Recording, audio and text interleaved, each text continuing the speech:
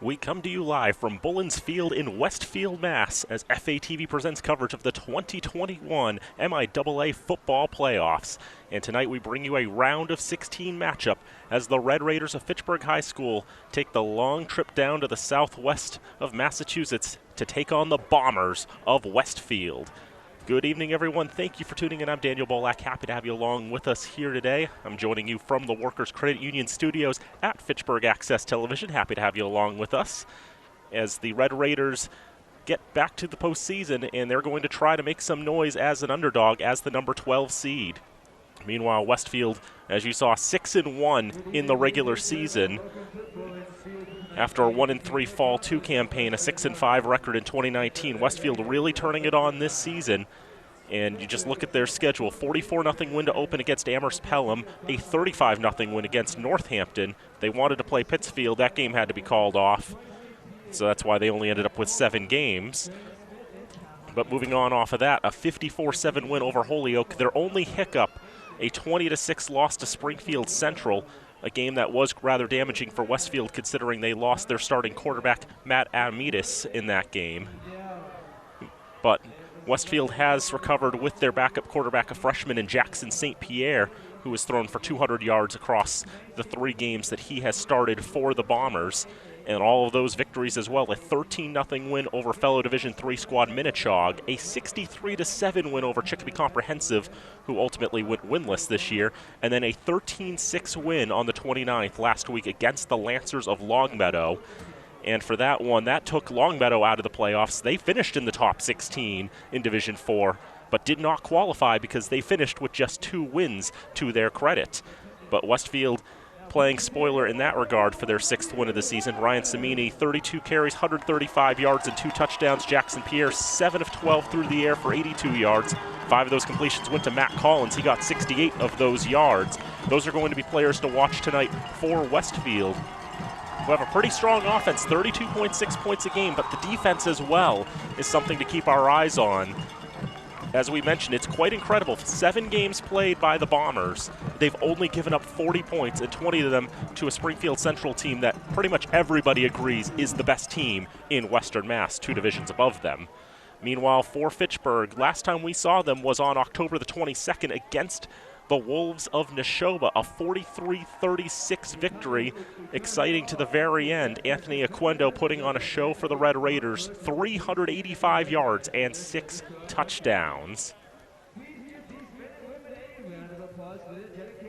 You can see the Bombers and the Marching Bombers out on the field there as part of the pregame festivities at Bullens Field. Nate Glennie is our eyes and ears up on the top of the press box down in Bullens Field in Westfield. We thank Nate for making the trip out there to bring us these images and these sounds so that we'll be able to bring this game to you. And Travis Falk, of course, back in the control room helping to make the magic happen as well. We're going to pause for the anthem here on FATV.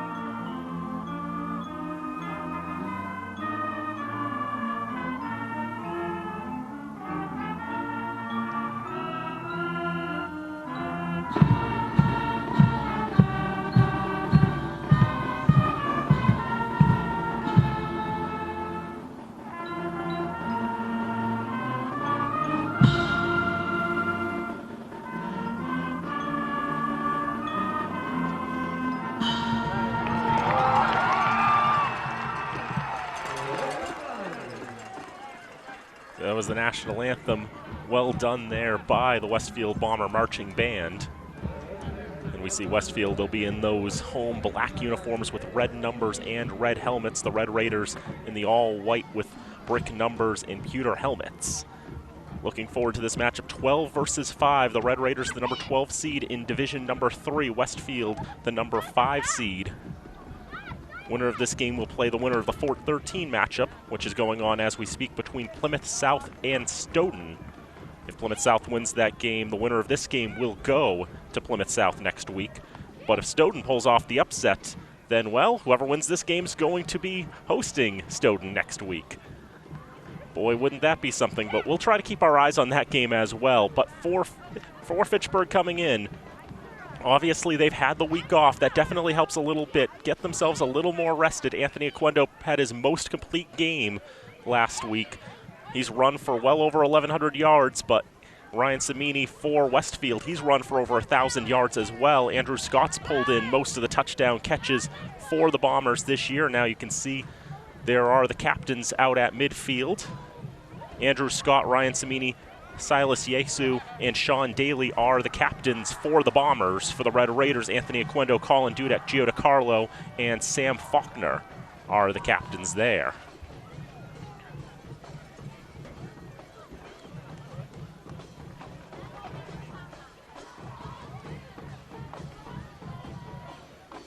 So we see the Red Raiders have deferred, having won the coin toss.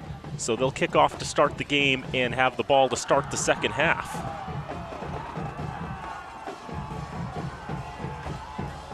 So this will be an interesting matchup. This is the first year that they've done the statewide playoff system. Before, it was teams meeting in regional pods, moving out to the statewide tournament at the semifinal level. But this year, for the first time, we see teams traveling anywhere across the state to get these playoff matchups. And so the Red Raiders making their way down to Westfield and on the road for about 90 minutes to 2 hours to get to Bullens Field. And we'll see what the Red Raiders can bring to the table for tonight. Obviously, they're going to have a bit of a challenge in solving this tough Bomber defense, but one thing that does stick out, as I mentioned, since Matt Adamite's injury and Jackson St. Pierre coming into vogue as the quarterback. 13 points against Minnechaug and Longmeadow, both very tough teams. Against Chicopee Comprehensive, they put up 63, but Chick Comp also went winless. Not really indicative of what they can do, but still the defense was solid in those games for Westfield as well. 6 points conceded to Longmeadow. They shut out Minnechaug. And the question's going to be, can Anthony Aquendo and the Red Raider O-line solve Westfield's stingy defense? You can see the Red Raiders will be going from left to right in the first half, in the first quarter of play, and Westfield will be going from right to left. Alex McCloskey will put the ball down on the tee at the 40-yard line to the nearest hash mark.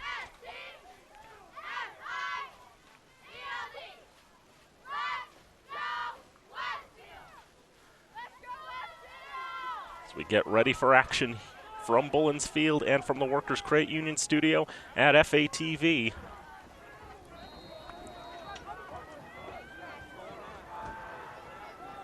McCloskey with the run-up and the kick. It's a squibber on the ground. Will be hauled in at the 25-yard line by the Owls. There we go for that with the Bombers. I'm going to have to start a swear jar for that, by the way. Westfield State are the Owls. We'll be seeing them next week on FATV, but tonight it's the Bombers. It's the high school team that has the action, and the return goes to the 30-yard line. That's where Westfield will start with the football. As we've mentioned, Jackson St. Pierre is the one we expect at quarterback. Number 19 you see in the black uniforms with the red numbers. And he's got some options in regards to where he wants to throw. And we'll be paying attention to how Westfield operates their offense in this contest. They'll bring a man in motion to the near side on first down and play action. St. Pierre going for the deep ball, downfield, incomplete. Essentially into double coverage. And the Raiders safety having nothing to do with that.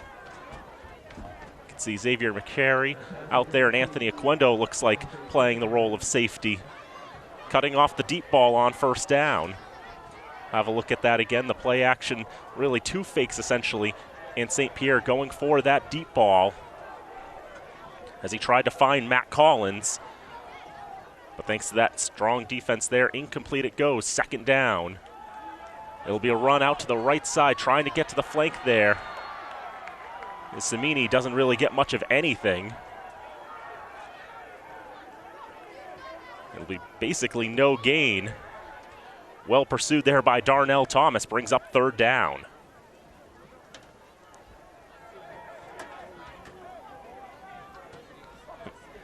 Samini against a strong Longmeadow team, averaged about 5 yards a carry last week. He's got, from what we can find, 108 carries for 1,012 yards and 11 touchdowns on the season.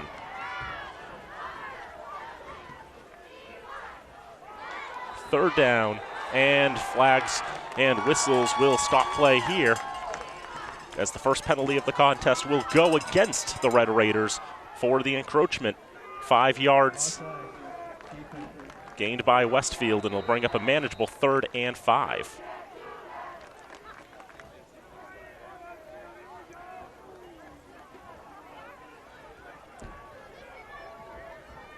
So again, 3rd and 5 for the Bombers. 2 receivers out to the near side. As St. Pierre wants to throw, go to the flat for Samini. Immediately wrapped up, though. Can't get much to do there. Nico Caputi, the first to arrive for the Red Raiders. See, all these names I've been calling are players who have made most of their bread and butter done on the offensive side of the ball, but this time you see them all stepping up on defense and playing quite well. Caputi wrapping up Samini, not able to get much of anything there. And so the Bombers to punt. Expect Ian Dixon, the senior kicker, to be the one to boot it away. And he will do just that. Ball will land at the Red Raider 40-yard line. They'll play poison with that, and it will bounce to the 28-yard line.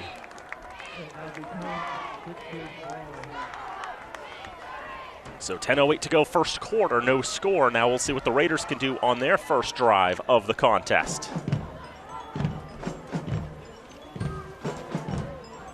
Again, we come to you from Bullens Field in Westfield. Nate Glennie there providing the camera from the top of the press box.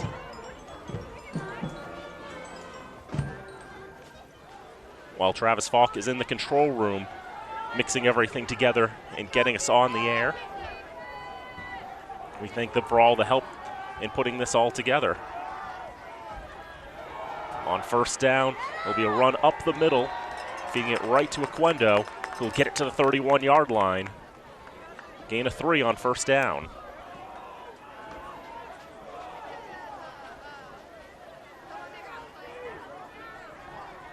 And as we mentioned, Westfield's defense has obviously shown itself to be quite stingy,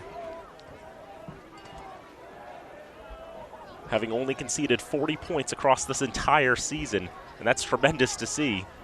There have been games in which the Red Raiders defense wish they could pull that off throughout the season, as the Red Raiders have conceded 30-plus 4 times. So that's why it's going to be so imperative for their defense to be able to stand up and stop this Bomber offense, as Luke Bolak will run with it on second down and get quite a lot of yards there. He makes his way across midfield. Luke Bolak takes it on second down and gets a boatload of yards.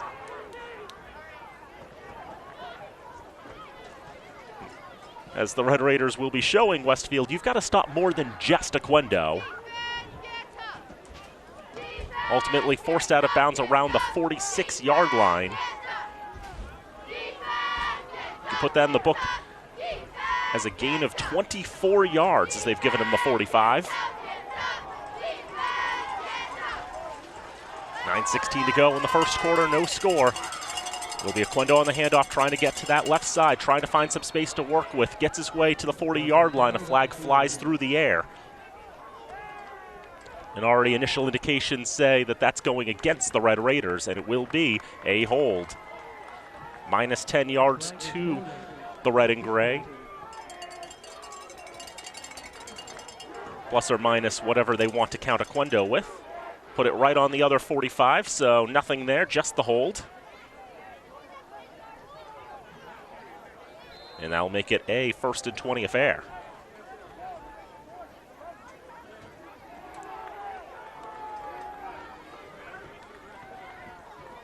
The Raiders playing their 5th road game of the season, only 3 games at historic Crocker Field for the Red and Gray this season.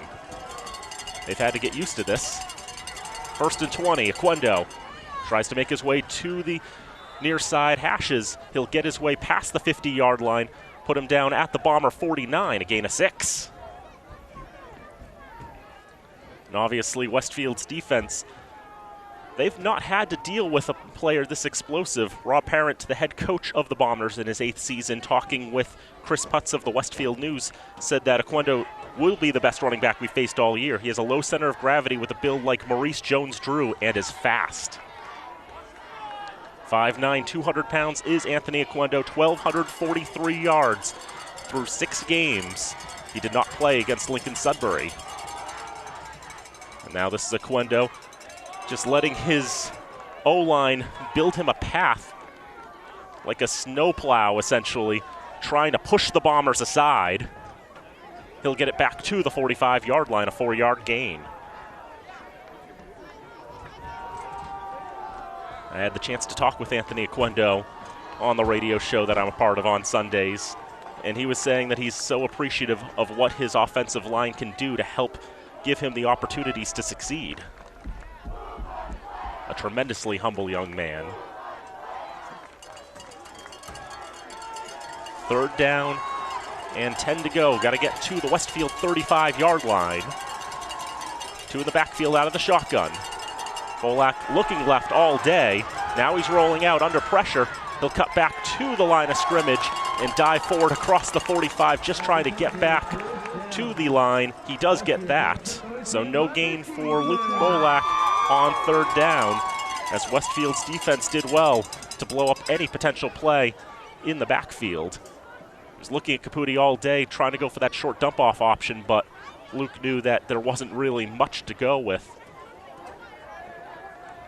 Now, this is interesting territory for the Red Raiders. We've seen them in some weeks be a little more aggressive on 4th down, especially knowing how challenging it has been to consistently long snap. They had no issue last time out against Neshoba, but Neshoba wasn't really rushing very hard on the punts, so this time they will go for it on 4th down, and Bolak gets wrapped up in the backfield. Just couldn't find the time there, and Isaac Rodriguez tremendously happy with himself. He's forced to turn over on downs, and the Bombers will have the ball at midfield with 6:40 to go in the 1st quarter. Bolak wanted the time, tries to step up there, but there is someone there for Westfield already lurking. Felt like you couldn't even see him on camera until it was too late. They'll spot the ball right at midfield. And so here's where the Bombers will start their 2nd drive. 3 receivers split out to the left side, but they will go with the run option here. And past the 40-yard line to the 30, Samini shoved out of bounds by Colin Dudek, just around the 25-yard line.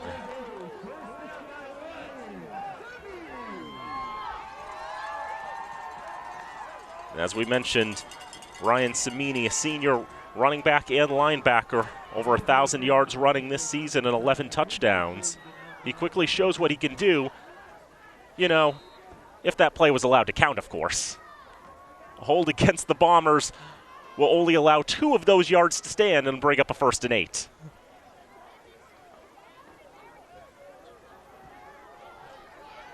Although he'll get credit for 12 in the book, because then you'll have the hold that wipes out 10, because that's the Federation rules for you. So will be a handoff on 1st and 8. And a burst up the middle, up the left hashes by Samini. He's going to be the main running option in the backfield for the Bombers. He gets 6 on what is that abbreviated 1st down.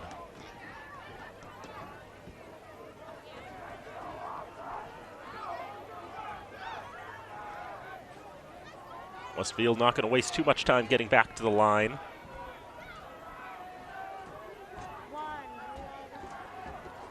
This brings up 2nd and 2. Another handoff. Just trying to get the short yardage. And Cimini's got that. He gets himself back to where he was on that first run, to the 25-yard line.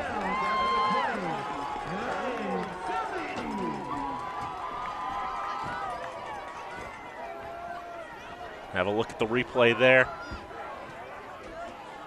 As Faulkner tries to break on through, but by the time he gets there, it's already too late. Cimini's past him.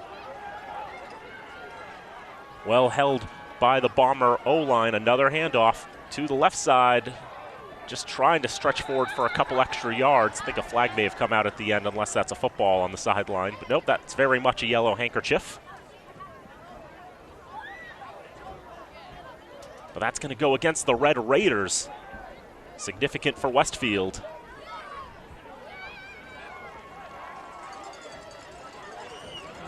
It'll be a minor face mask, just 5 yards. But it's free yardage. Owls aren't going to say no to that. Bombers aren't going to say no to that. Third time already.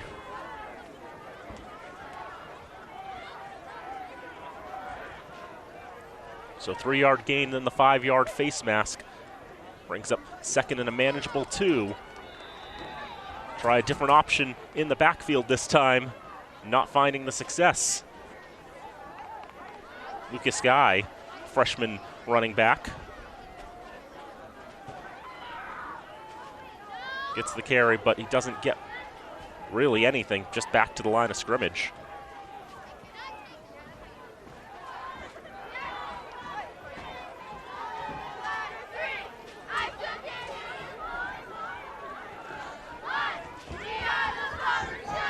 So 4:10 to go in the frame, no score, and a 3rd down and 2. The guy again going back up the middle and swallowed up by 3 Red Raiders.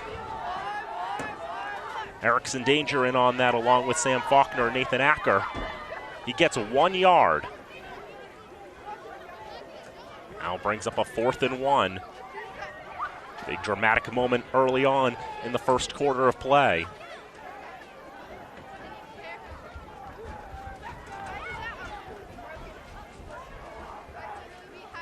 Third down, 1 to go. 4th down and 1 to go, I should say. But whistles straight away.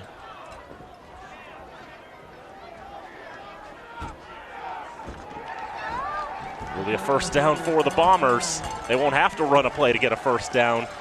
The Red Raiders will give it to them themselves. Another encroachment foul against the red and gray. Those are undisciplined penalties that have cost the Raiders in previous games. That will hurt them there. A free 1st down for the Bombers. Now they find themselves just 11 yards from goal. Cimini in the backfield, but St. Pierre wants to throw. He'll sling. Left side intercepted! Not going to be much of a return for the Red Raiders, though. They're going to have to start from their own 6-yard line, but Xavier Macheri snuffs out that Bomber drive with the pick.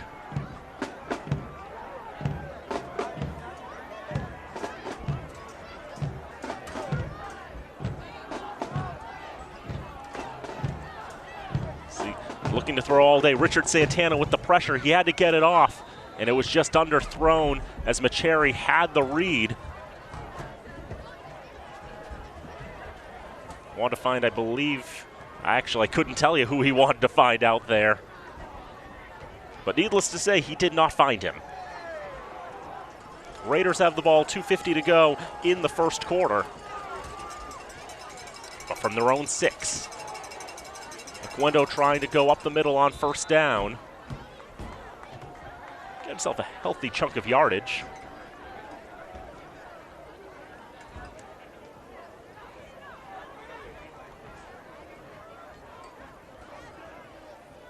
Gets himself to the 15-yard line.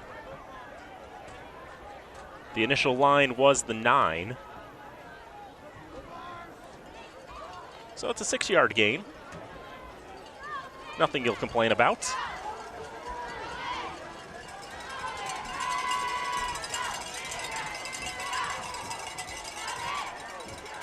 Now on second down, Oquendo breaking through this time, staying on his feet to the 35-yard line. Big run for Oquendo there to give the Raiders some breathing room and a first down.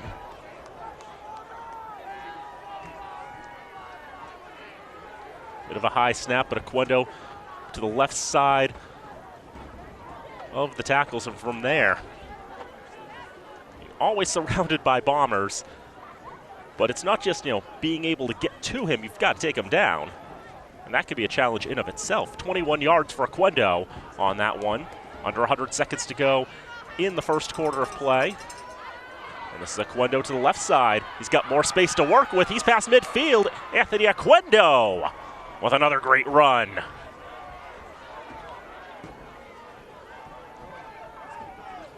Well into Bomber territory. They'll rule him out at the 43-yard line.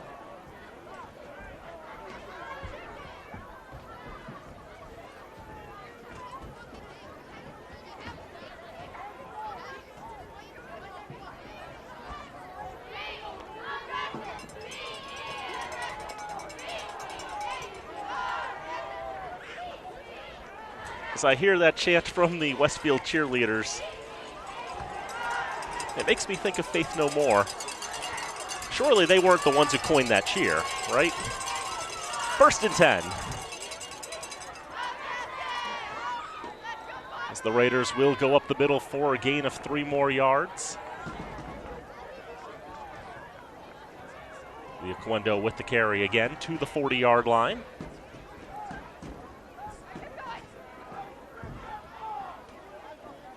Seven carries for 64 yards on the night for Anthony Oquendo. The Raiders with 83 yards of offense. Westfield thus far with 39. Although the Raiders already dinged for 20 yards of penalties. Second down and 7 to go. And after the high snap, Bolak's just going to take it himself. Run parallel to the 40-yard line, but not going to get much more than that. Just try a challenge of what to do in that situation when the snap is high and you don't feel like you're comfortable getting the handoff in time. As Sean Daly, a captain for the Bombers, will have to come off the field on third down as he's lost his hat.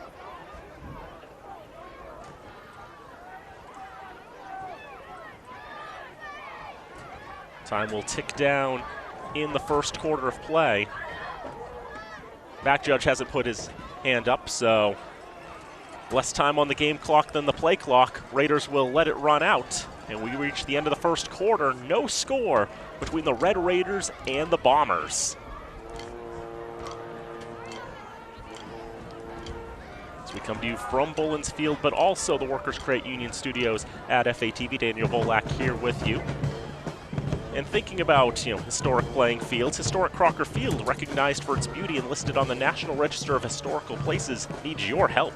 Located in the heart of the community and built in 1918, this central Massachusetts field has a fabled history in the hearts of Fitchburg High School alumni and a magnificent future of the Fitchburg community. Be part of the restoration efforts and donate today.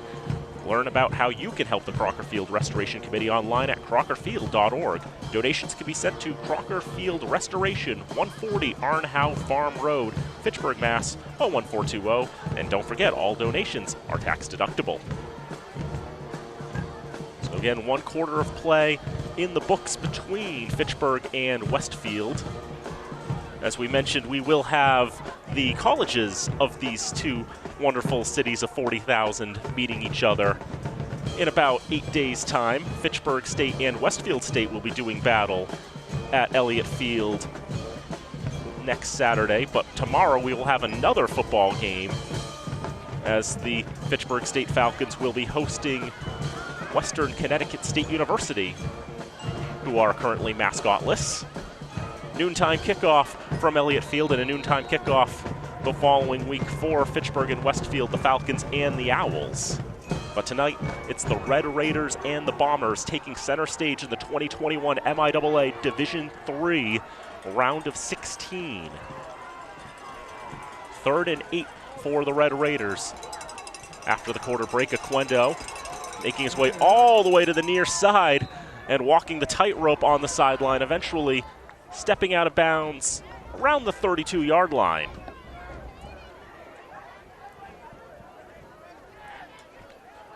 Our good friend John Gugerty is watching from his home out in the western portion of Massachusetts.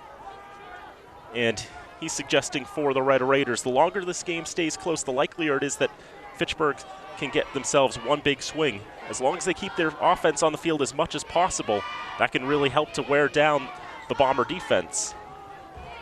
But if Westfield is the one dominating time of possession, that's going to, and wearing down the Red Raider defense, that's something they will absolutely be able to take advantage of as this game goes on. We already saw the Raiders go for it on third down once in this contest. On fourth down, didn't get it.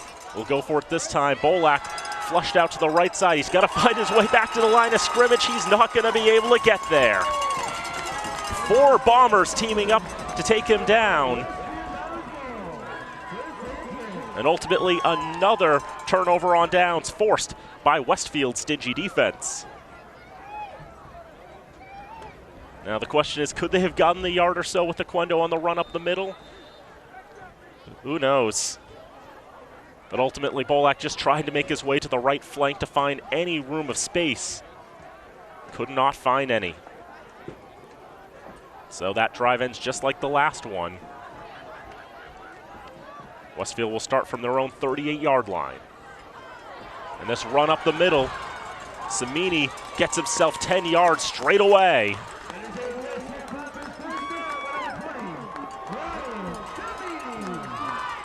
And he gets himself immediately into Bomber territory, from out of Bomber territory into Raider territory.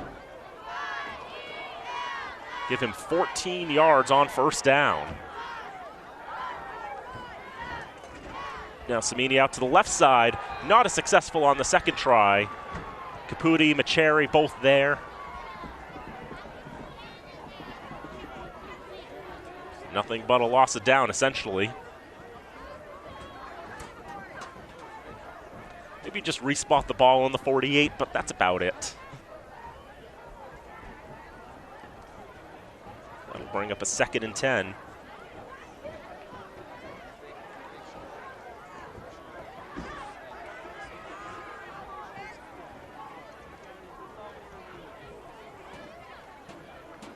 Lucas Guy will be to the right of Jackson St. Pierre out of the shotgun on 2nd and 10. Man in motion will come towards the line, and Guy will get the handoff. He gets himself a couple of yards before he is shut down by Darnell Thomas.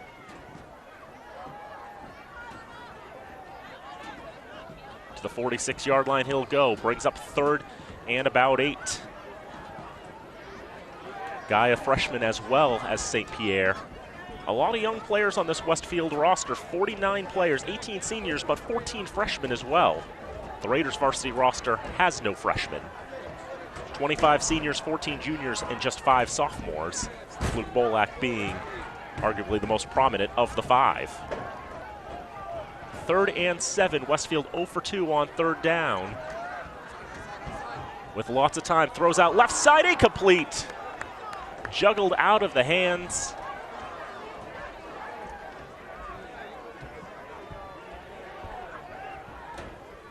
And I believe that was the gentleman who tried to haul in that pass that was intercepted earlier in the contest. You'll notice I'm not naming him because 23 is not on the roster that was provided to me. What a shame.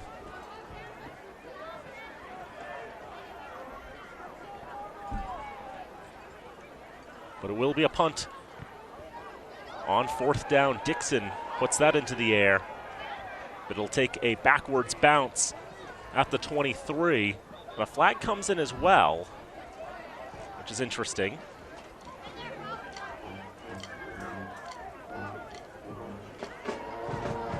You usually don't see flags very often in circumstances in which it's a sideline warning is what it is against Fitchburg. That makes more sense. Because usually you won't see those flags when there are circumstances in which a team hasn't actually fielded the football.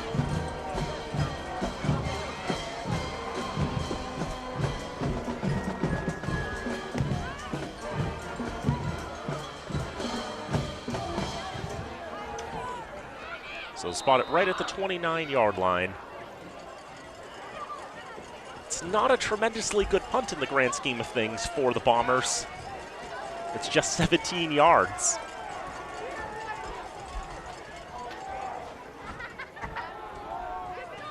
First down will be a run up the middle for Colin Dudek.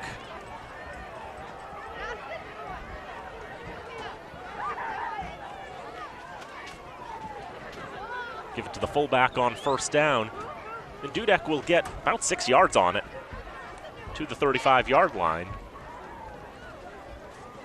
Of course, that time, Dudek was the lone back in the backfield, so trying something a little different.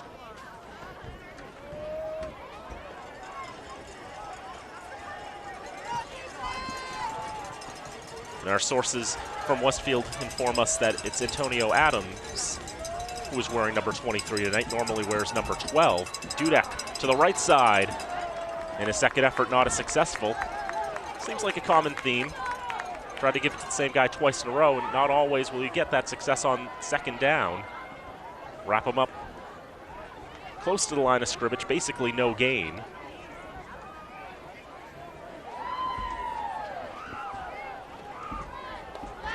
So we'll bring up a third and about 6 to go for the Red Raiders. No score in this MIAA Division III playoff game between the Red Raiders and the Bombers. Another run out to that left flank. This time it is successful, although pretty close to the marker. Won't be quite enough, they'll say.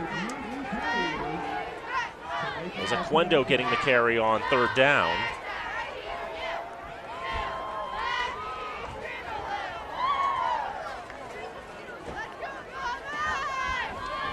It's one of those circumstances in which you kind of want to go for it with the short yardage, but you've already tried that twice and didn't find much success with it. And just being so deep in your own territory, essentially, still being on your own half of the field. They are going to go for it, though. The Raiders aren't afraid to be aggressive. That's what we've seen with their play call in the last couple of weeks. This is a good time for a run up the middle, and that's the run up the middle. And that's what they needed there.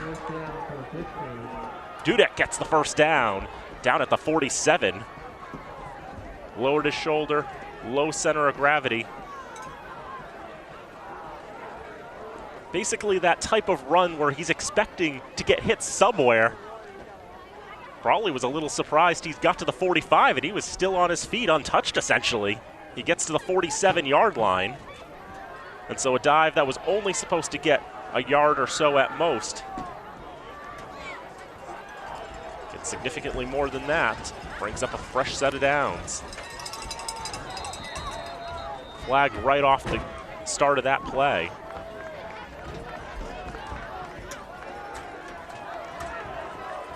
And a procedure against the Raiders. Make it a 1st and 15.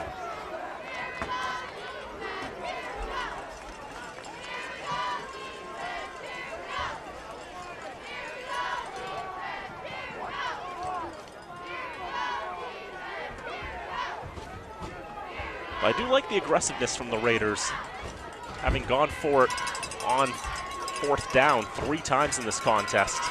They finally have a conversion. And a fresh set of downs, although now 15 to work with. 6:20 to go in the first half of play. No score still. Spolak immediately under pressure. Will have to run with it. He's going to get some yards out of it. A lot of changes in direction required. A lot of work put in. But it's a gain of 7 for Luke Bolak.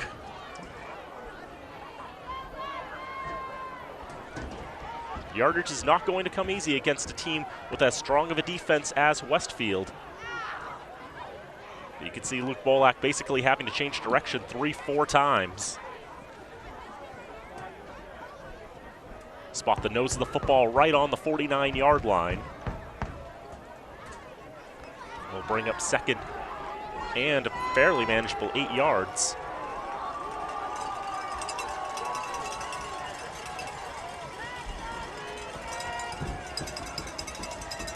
Wendo to the left of Bolak in the shotgun. Santana goes in motion, and enough discombobulation that the Raiders will call their first timeout. 5:18 to go in the first half of play. It's Fitchburg 0, Westfield 0. While we have a moment, we want to remind you that FATV Remote Productions are underwritten by Workers Credit Union, Rollstone Bank and Trust, UMass Memorial Health, Health Alliance, Clinton Hospital, North End Subaru, Unitil, Minuteman Press, and the Sentinel and Enterprise. We thank them for all their support and everything they do to help get us on the air. Also, we want to thank the support of Justin Maggs, huge Red Raider fan watching tonight at home. Hope you're enjoying the coverage. We're happy to be bringing it along to you and all the other Red Raider fans out there, wherever you may be.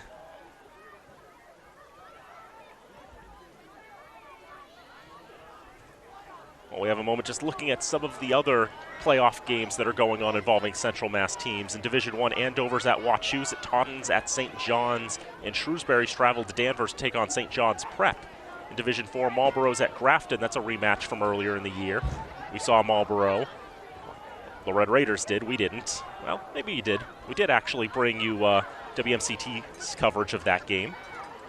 And Worcester South is at Duxbury. Those were the Division IV matchups involving Central Mass teams, but back to action here. On second down, there's a run and a high hit. He's losing his footing a little bit and sliding to the ground. It was Bolak basically taking that on the keep. Gets it across to the Bomber side of the 46-yard line.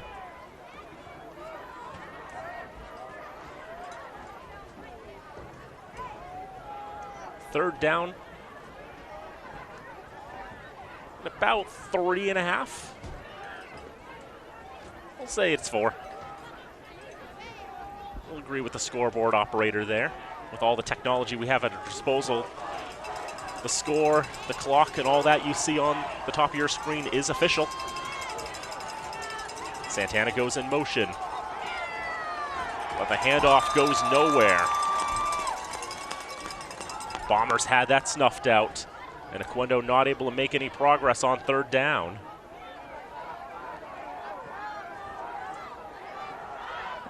And with no gain, the Raiders not feeling as comfortable there, but also noting with the amount of time to go in this frame, probably quite prudent to get that ball downfield as far as they can. If they want Westfield to score with time to go in this frame, they've got to make them work for it.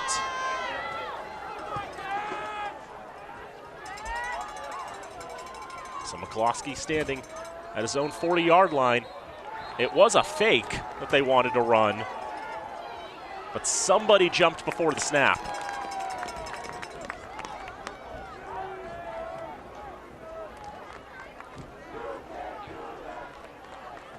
So minus 5 yards instead.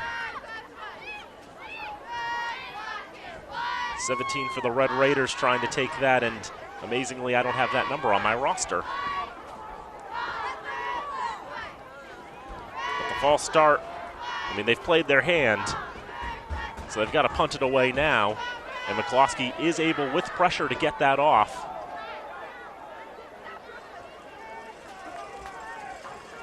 And it'll be down just around the 30-yard line.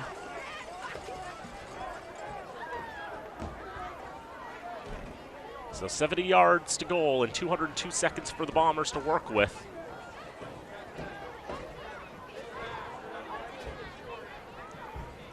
To try to open the scoring at Bullens Field.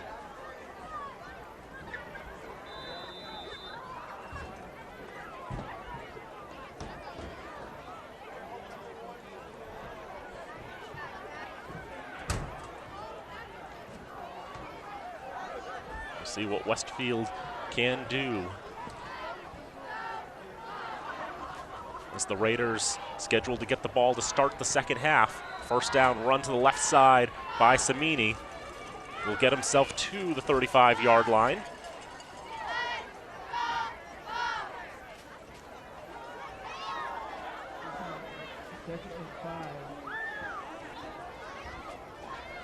Under 3 minutes to go in the frame. Again, no score in this 5-12 matchup. Westfield, the home team at Bullens Field, the grass field in Westfield. They also can accommodate baseball as well. It's well off to the side. Whistles blow up this play, and I think Westfield knew it. They knew there was going to be an infraction, that they did something wrong, and that's going to march them back 5 yards. Put the ball right on the 30-yard line. 2nd and 11 it'll be.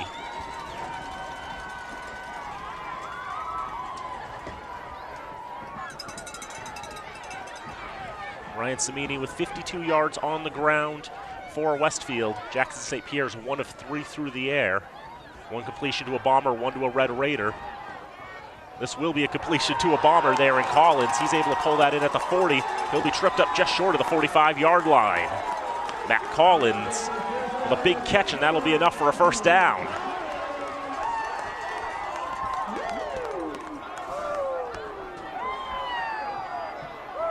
So we mentioned Collins was the favorite target for St. Pierre last week.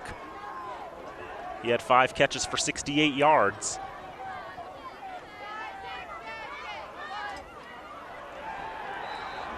Nothing going there on first down. And Samini gets blown up there for a loss of 1.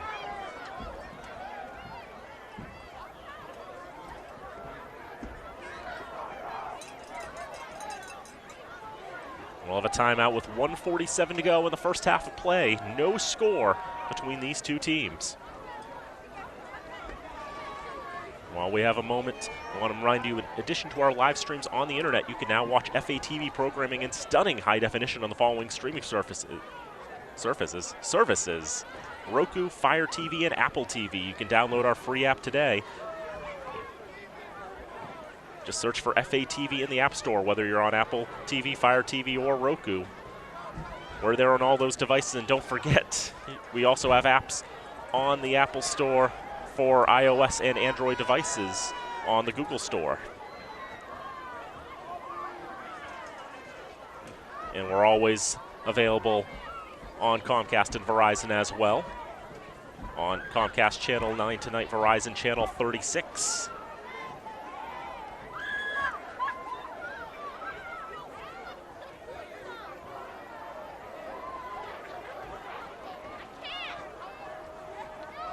Bombers have it at their own 44-yard line with 1:47 to go in the first half. 2 timeouts left for both sides.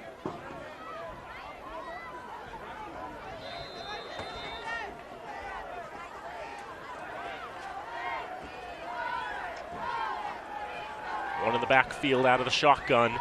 Go the Bombers. And Darnell Thomas nearly able to blow up St. Pierre. Ultimately able to get the pass off, and that's going to be complete. It's going to be Cash Kelly coming up with the catch for the Bombers. The sophomore receiver with, from what I can tell, their first catch of the season.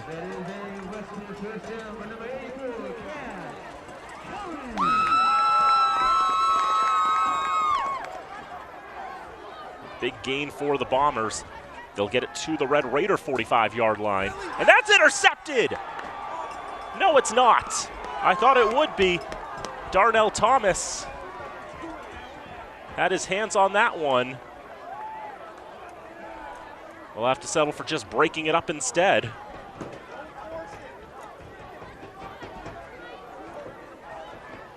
Just have a quick look there.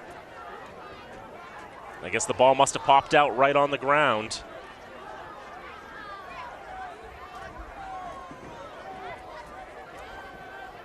Because he had both his hands on the football, just couldn't complete the catch to take that ball away. St. Pierre rolling to the right side. Will have to run with it. He'll get to the 39-yard line, not out of bounds. Bombers will have to use their second timeout if they want to stop the clock, and they'll do just that with 66 ticks on the big scoreboard to camera right.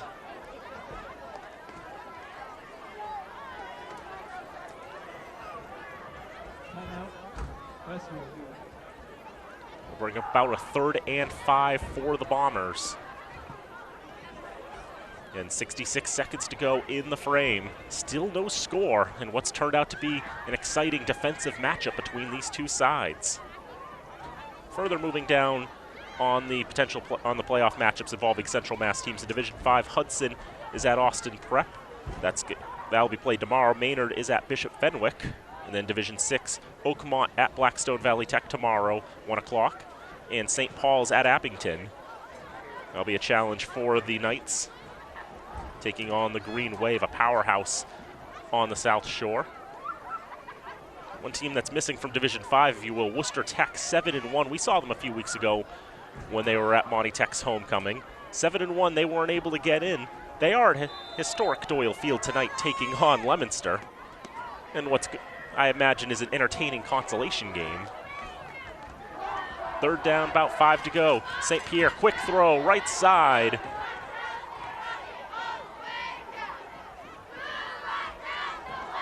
There was a Bomber hiding there, but he was able to haul that in. I think that was Collins who was lurking.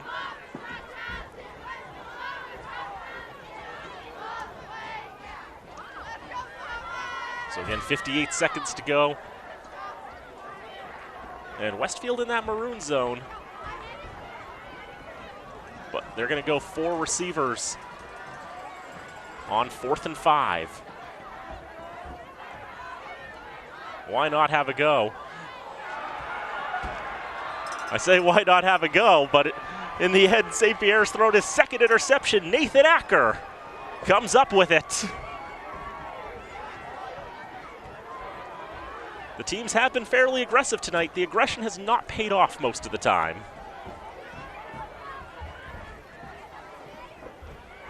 Just a quick throw to the left side, and wow, that was just well read there by Acker. The senior just sneaking right in and snaring that out of the air.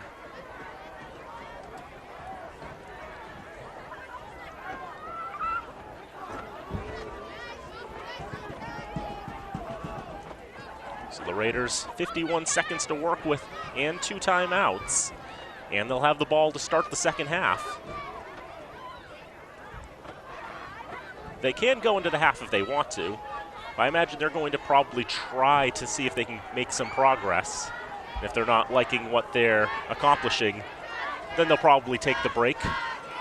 Darnell Thomas going in motion to the far side as Anthony Aquendo able to churn his feet down the field and get himself to the 45-yard line.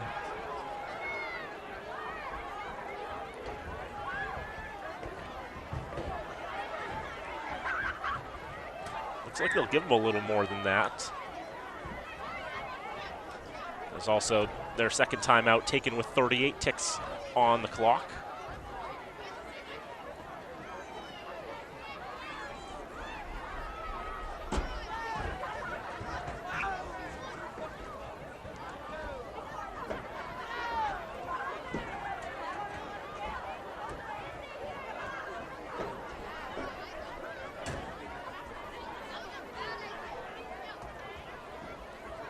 We'll continue down the list of the playoff matchups. Division 7 had 5 of them. Greenfield at Northbridge, St. Bernard's at West Boylston, Boston Latin Academy at Clinton, Leicester at Hamilton Renham, and Lunenburg at Wacona. Big hike for the Blue Knights, having to go out to Dalton in the Berkshires. In Division 8, Oxford at Quabog, that's a regular season rematch. And Narragansett, who went undefeated, had to travel to Lowell Catholic because their strength of schedule was just that low, really.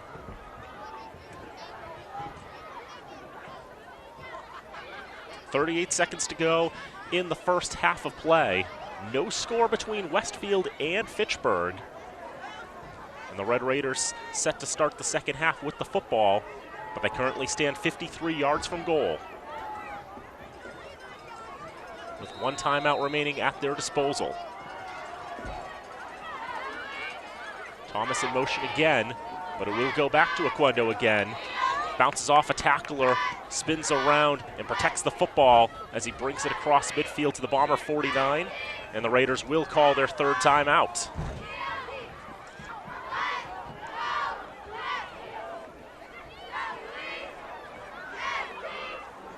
Trying to find the space, but one tackler there in the way. Michael Ritchie, the one who makes first contact with Oquendo, and that's enough to slow him down that the reinforcements can come in and swallow Oquendo. A big gain of 3 yards for red number 1.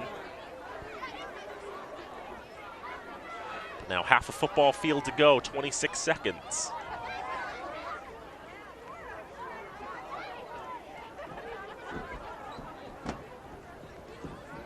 This has been a very interesting football game between these two sides, Fitchburg and Westfield, taking to the gridiron in this 5-12 matchup. As far as I know, they've not met in football, but Westfield in 2019 hosted Fitchburg's rival in Leominster. That was a 34-6 win for the Blue Devils, and the year before Westfield and Leominster played as well. They were Division III rivals essentially. And Westfield won their meeting at historic Doyle Field with a last-minute score.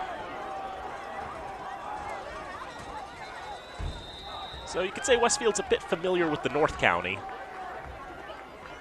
if not necessarily Fitchburg.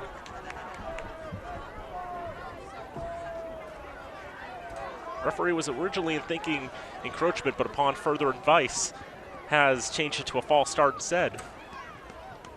Said the Bomber who jumped the line did so because a Raider flinched.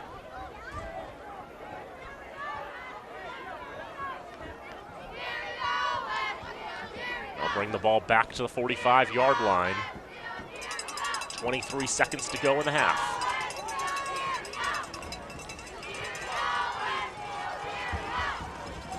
Curious if they'll go to the air on second down. They will, but other things happened before that.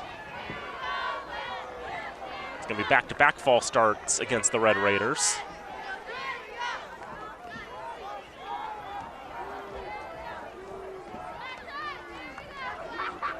They were going to go for that quick swing pass and then maybe try to step out of bounds to conserve the clock, but now 2nd and 17.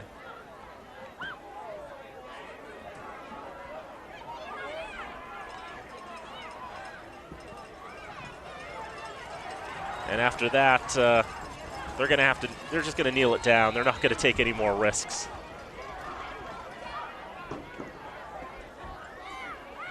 After the back-to-back false starts, it started to make what would have been a daunting task even more challenging, and ultimately, the Raiders will go into the half with the score just as it was 24 minutes of football ago, 0-0.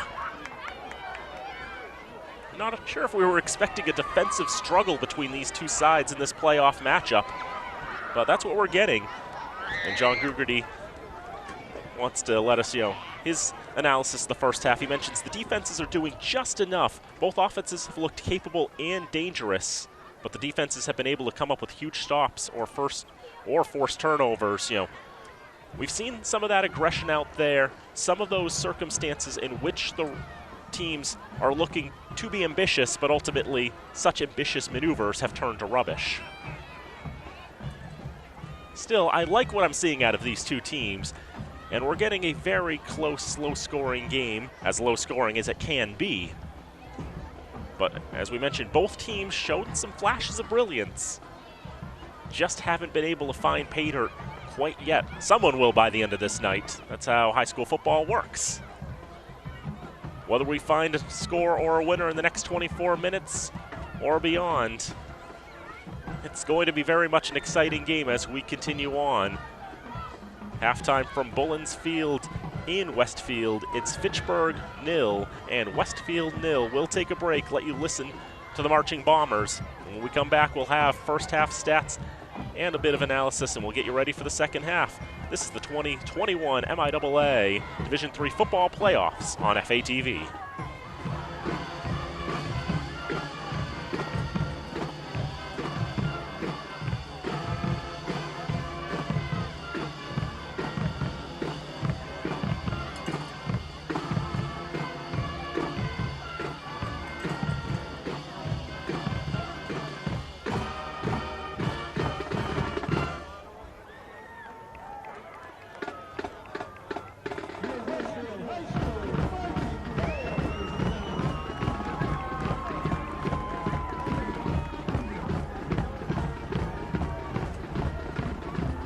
Halftime at Bullens Field in Westfield in this 5-12 matchup of the 2021 MIAA Division III football playoffs, the round of 16 between the Red Raiders of Fitchburg High School and the Bombers of Westfield High School. And no score through 24 minutes of football.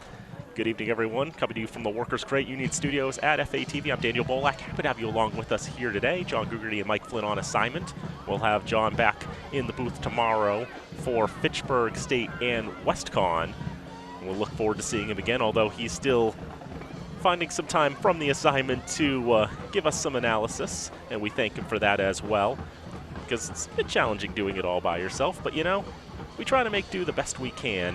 And our first half stats, Anthony Aquindos, 12 carries, 88 yards. Luke Bolak, 7 for 25. Colin Dudek, 3 carries for 15 yards. The Raiders have not attempted a countable pass. Meanwhile, for the Bombers, Jackson St. Pierre, 3 completions on 8 attempts for 27 yards, but he's been picked twice. Also has 2 carries for 5 yards. Ryan Samini, 9 carries for 55 yards. And Lucas Guy, 3 carries, 3 yards. Matt Collins and Cash Kelly have 2 of the completions for the Bombers for 15 and 12 yards respectively. Samini has a catch for no yards. 128 yards of offense for Fitchburg on 22 plays, 90 yards of offense for Westfield on 17 plays. Big thing to note, though, penalties starting to rear their ugly head again for Fitchburg. 6 penalties for 35 yards against the Red Raiders. For the Bombers, 2 penalties for 15 yards.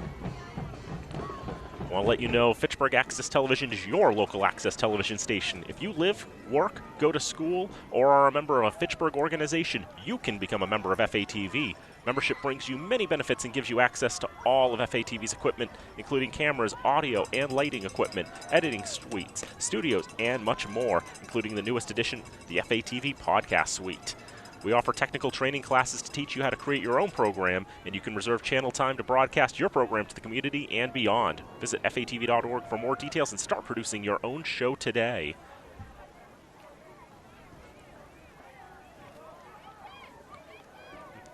A quick update on some of the out-of-town scores. Northbridge up 27-0 on Greenfield. Clinton up 14-13 at the half over Boston Latin Academy. Lunenburg not having a good time out in Dalton, down 32-0 at the half. Narragansett up 12-0 over Lowell Catholic at the half.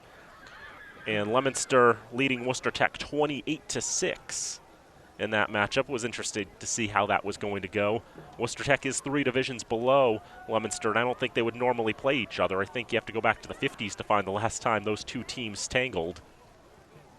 And Worcester Tech wasn't called Worcester Tech back then either. Also of note, Plymouth South has dashed our hopes of a potential playoff game at Crocker Field next week. And the same for Westfield, a potential playoff game at Bullens Field. Plymouth South, the number 4 seed, has defeated Stoughton by a score of 17-0. And so the Panthers will be hosting the winner of this game between the Red Raiders and the Bombers a week from today.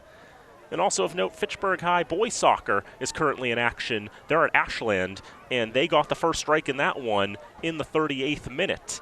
They lead by 1-0 late in the first half.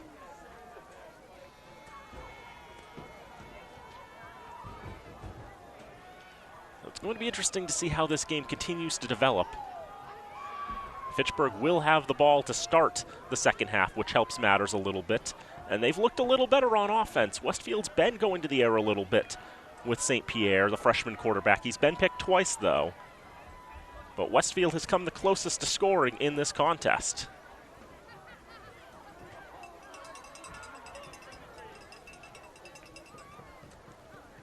I do wonder if we're going to stay 0-0 for another 24 minutes. Surely it's not going to be one of those games that overtime has to decide, but it has definitely been a matchup between two strong defenses. Just 218 yards of combined offense between these two squads in the first 24 minutes of football. We've got another 24 to play. This Westfield team, the defense has been as advertised, having only conceded, as we mentioned, 40 points this entire season across 7 games, 20 of them coming against Springfield Central, the consensus #1 team in Western Mass. Mass Live, who you could argue is sort of the consensus media for covering high school football in Western Mass, has the Bombers at #2 out there. Fitchburg, on the other hand, ranked #4 in Central Mass amongst the big schools, if you will. The schools in the top divisions.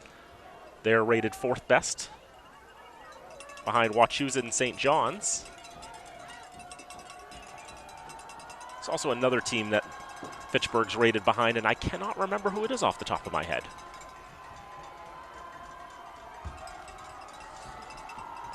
But anyway, the Bombers ready to kick it off to start this second half of play. Going right to left, lofted and hauled in at the 38-yard line by one of the up men for the Red Raiders, and it'll be brought to the 45-yard line after the rugby maul is formed.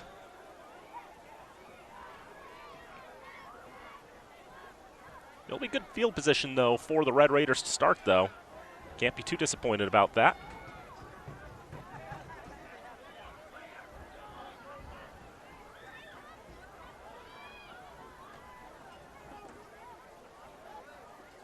So with 9 seconds off the clock, as we mentioned, the scoreboard is wired in. We are getting the feed directly from the scoreboard tonight, so that means when the gentleman operating the scoreboard realizes it's still the third quarter because the thing ticked over twice. We'll just have to keep saying it's the third quarter for a little while as Oquendo on first down will blow up the middle, up for about 5 yards, but it looks like took a shot or two along the way as he's a bit slow to get up.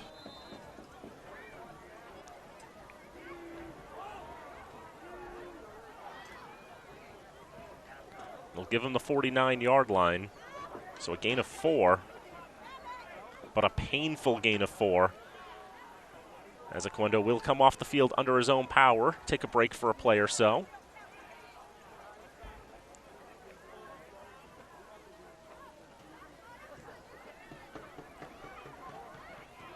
"13 carries, 92 yards for Oquendo. So Richard Santana will come in off the bench. We'll see where he slots up. And Luke Bolak relaying the play that he got from offensive coordinator Christian Lopez, former Fitchburg State standout. This will be 2nd and 6. With the man in motion, it'll be that shovel pass forward. And, well, the Bombers had that read pretty well.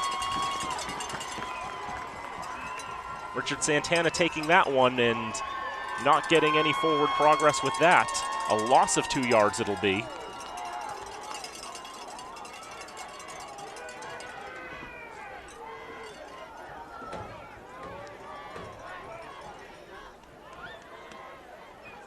Bring it down to a 3rd and 9.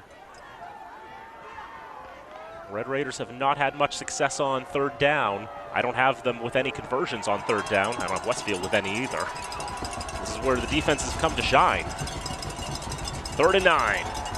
Bolak will look to run with it now. Tries to step up and throw, but he's hit. Has to hold on to the football. Ultimately, with all of that, he ends up going forward for a couple of yards. You'd want to call it a sack for -2, which turns into a gain of 2 yards. It's 4th and 7. And Westfield's done well to pressure the quarterback in Luke Bolak, make sure he doesn't have time to get these passes off. He hasn't had a chance to go to the air tonight, except for that shovel pass that you just saw a few moments ago.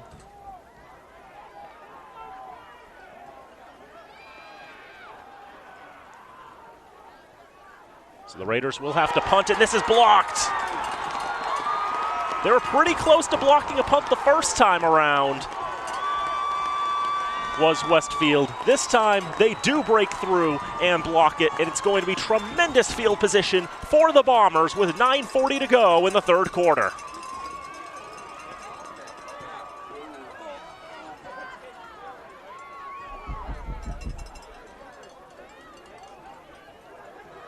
Look at it again.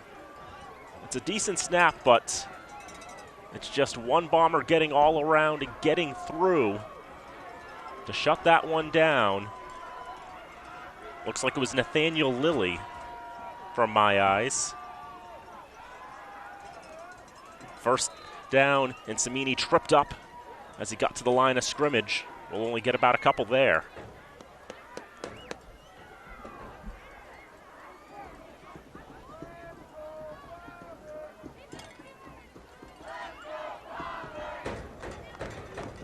One yard gained on first down for the senior running back in Ryan Samini.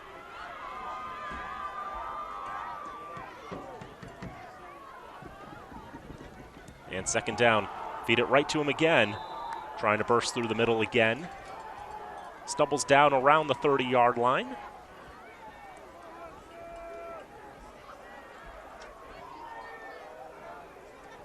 Couple quick runs up the middle.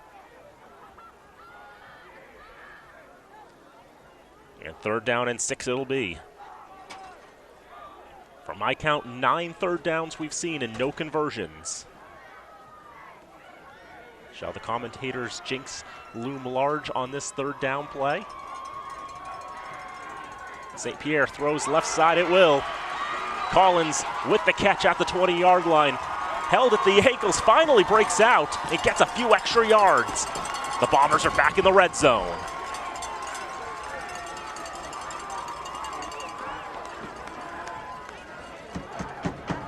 Look at it again. St. Pierre quickly looking to his left. And there's Matt Collins wide open, standing just waiting for the ball at the 25-yard line and able to get a couple extra yards after he broke out of the grasp by the shoestrings. To the 16-yard line, somebody jumped. That somebody was a Red Raider. It's, I believe, encroachment penalty number 3 against the red and gray.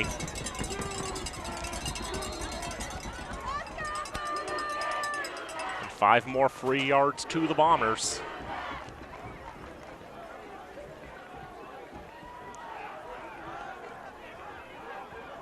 Westfield was in the red zone once in this contest, but St. Pierre threw it into the hands of Xavier Macheri to bring that drive to an end. 1st and 5, Samini has some space, the right side, as he tries to lunge for the goal line. He'll be down just short, but it'll be goal to go from the 1.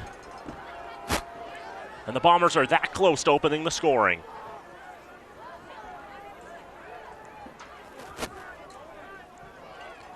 Samini just staying on his feet.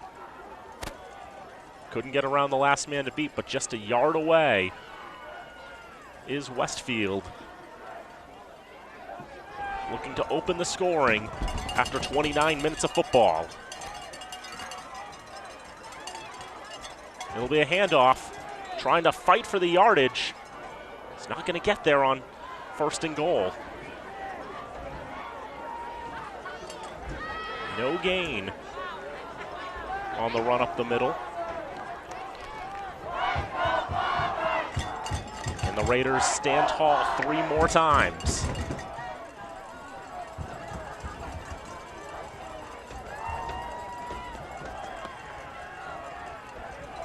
Three in the backfield for Westfield.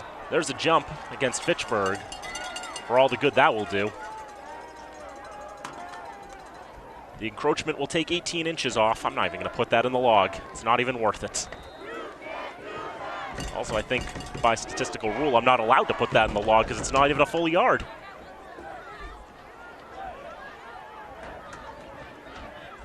Second and inches. And this time, the Bombers will not be denied. Touchdown, Westfield.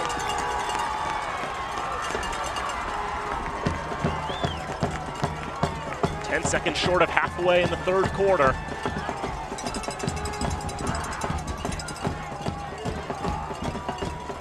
The tried and true running back Ryan Samiti finding pay dirt for the 12th time this season. He's got a touchdown to make it 6-0.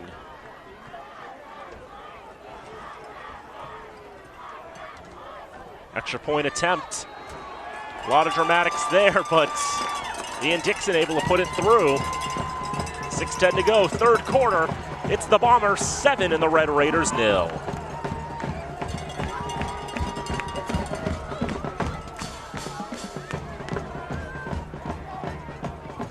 While we have a moment, we want to let you know there is so much to watch on your community access station. Check out the quality FATV programs like Barbara and You, Inside Fitchburg, Chess Chat, Forks Over Fitchburg, and Discussing Fitchburg Now. FATV also covers many local events, including the Memorial Day ceremony, graduations, and local high school and collegiate sports, like you're watching right now. Watch local government meetings and some of the best local election coverage around, like we brought to you just 3 days ago. Hope you tuned in for that. You can always remember to visit fatv.org for schedules, access video on demand on your time, and view our live streams. And don't forget to follow FATV on Facebook, Twitter, and Instagram today. Daniel Bolak here with you from the Workers Credit Union Studios at FATV on Kimball Street in Fitchburg. Travis Falk in the production room, making all the magic happen as he's able to wrangle the feeds from Nate Glennie, who is our eyes and ears down at Bullens Field in Westfield. Thank them for all the work they've put in to make this broadcast possible. Squibbed on the ground to the 24-yard line. Raiders are going to be able to bring it back to the 41. And a flag comes in at the very end as well. It was Darnell Thomas with the return. Unsportsmanlike conduct is what is issued.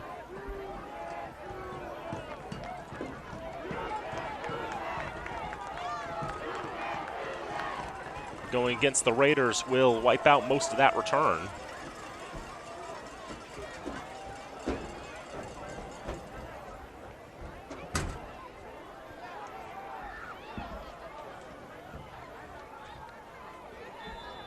Another penalty.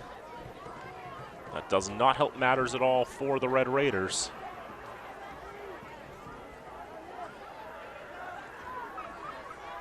So 6:01 to go.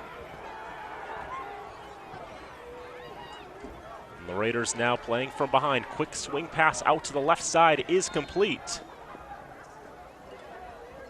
It is Aquendo who comes up with that one as he's forced out of bounds at the 33-yard line. Aquendo doesn't get involved in the passing game too much, just his 4th catch of the season.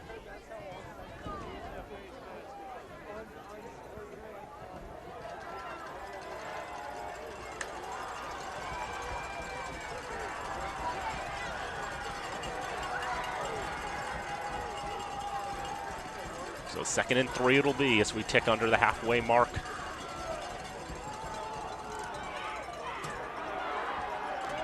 Try to churn their way up. Aquendo with the carry, looking for 3. Looks like he got the 3 he needed. Stop the clock and move the chains for a first down.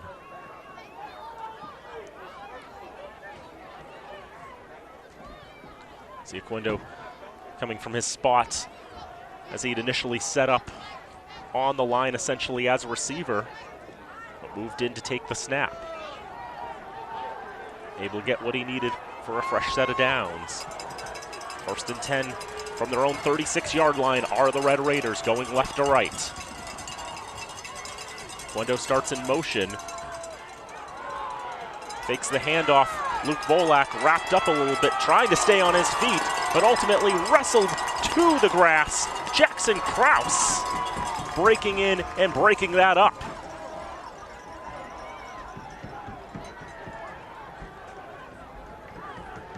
They'll mark the ball down at the 31-yard line.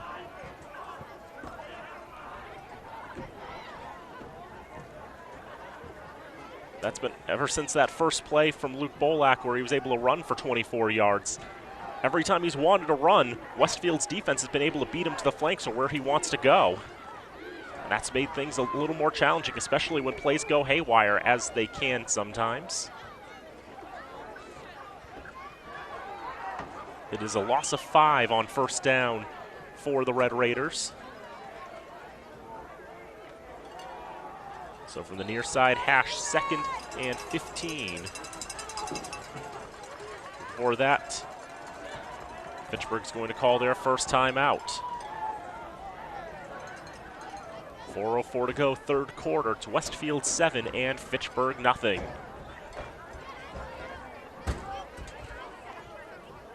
As we mentioned, this is the first season of the new statewide playoff system, which also came with a new power rating system, in which they take into account the strength of schedules for the teams and how they do in terms of margin of victory. We talked about the baseball field at Bullens Field, and first off, you get the big helmet that the Bombers run through, but you can also see the baseball field. The Westfield Starfires, the Futures Collegiate Baseball League, play their games there.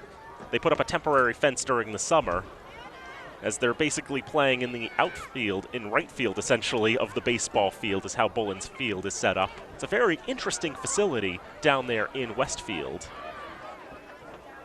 That's what the stands looked like down there for wood bat baseball during the summer. And during the fall, the stands that you see here, that with the press box that Nate Glennie is standing on top of,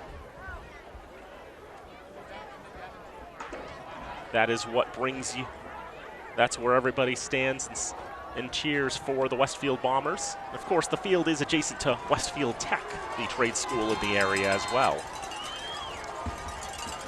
We'll talk about power ratings on our next big stoppage. It's 2nd and 15, and Bolak not finding anybody open downfield. Just has to run back to the line of scrimmage, essentially. Gain of nothing, and we've mentioned that's basically been, now we've seen how, we've mentioned so many times, Westfield has really strong defense, and one of the ways that's got to be contributing as well is just how well they're covering the Red Raider receivers. Luke Bolak stepping up in the pocket, trying to take the time, but Westfield's able to overwhelm the Fitchburg O-line before Luke can actually get a pass off. All they've really had tonight, they've had the shovel pass, they've had the little short swing pass out to the near side, but in terms of throwing downfield, Luke Bolak has not had the time to actually wind and fire. 3rd and 15.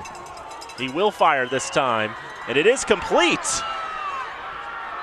That's a huge completion for the Red Raiders.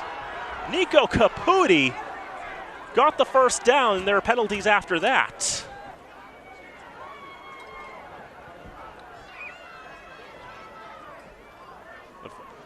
And there were 2 Bombers there in the vicinity, but Caputi was able to come up with it.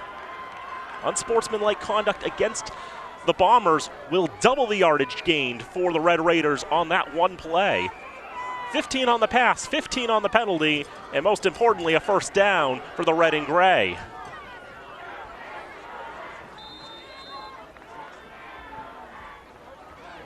Caputi just churning his feet, getting those all-important yards after the catch. And now the Red Raiders back into Bomber territory. Spot them at the 38-yard line, essentially. And Bolak, well, wanted to go to that left flank and blows a tire on the grass. Ends up losing a yard.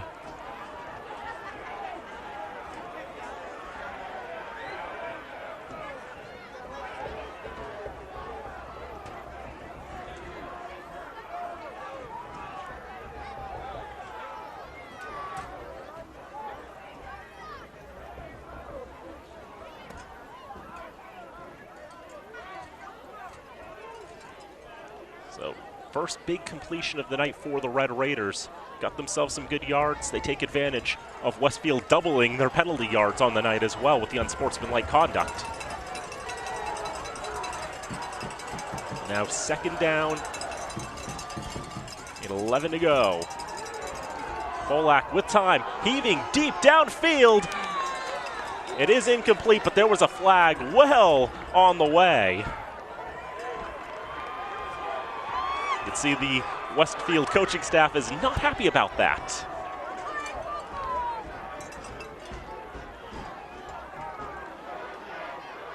They've had some great shutdown defense in regards to the pass game, but that time they were not able to keep it legal, it so appears.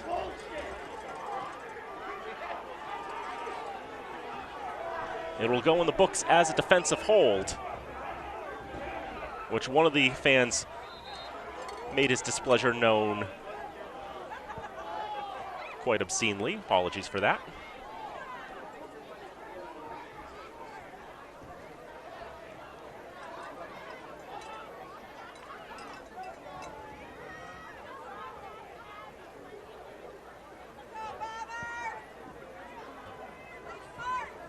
So, as we mentioned with the Federation rulebook, the defensive hold is 10 yards, but not an automatic first down.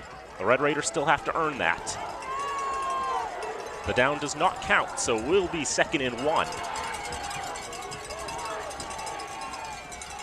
And it'll be Oquendo. He'll get that first down. I believe the Raiders are now as deep as they've been into Bomber territory tonight. Oquendo brings him inside the 25-yard line.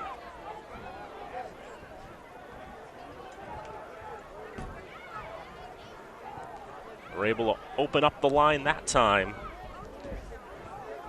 It's good to see Oquendo is okay.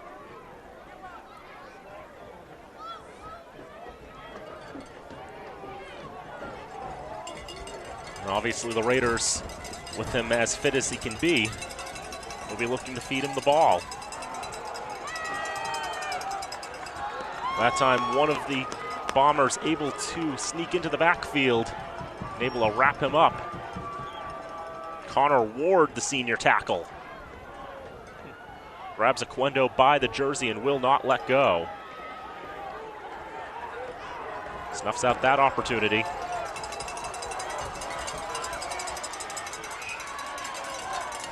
As we return to live action, Raiders keeping it on the ground this time and getting some yards. Mark him down at the 21-yard line.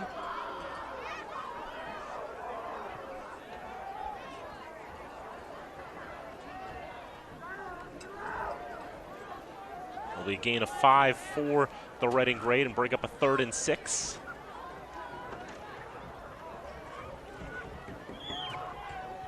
As the clock will continue to wind, looks like the Raiders are willing to have a go before 3/4 time.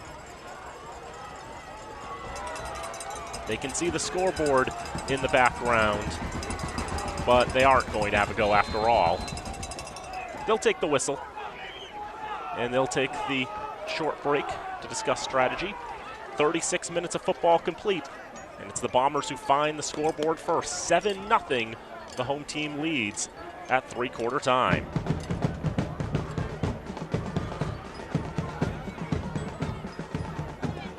While we have a moment, once again, we'll remind you that all our FATV remote productions underwritten by Workers Credit Union, Rollstone Bank and Trust, UMass Memorial Health, Health Alliance Clinton Hospital, North End Subaru, Unitil, Minuteman Press, and the Sentinel and Enterprise. And we thank them for all of their support. Of course, this is the first of 2 football games we'll be bringing you this week, as tomorrow, Fitchburg State football at Elliott Field.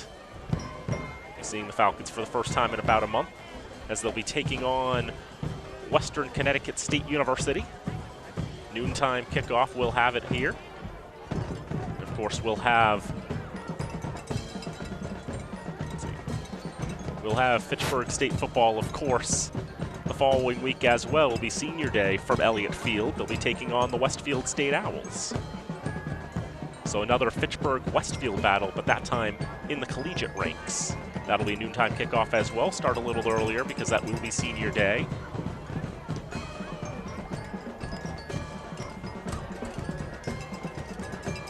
And as for the coverage next week, first off, we've got to see how this game finishes, and after that, well, we'll figure it out.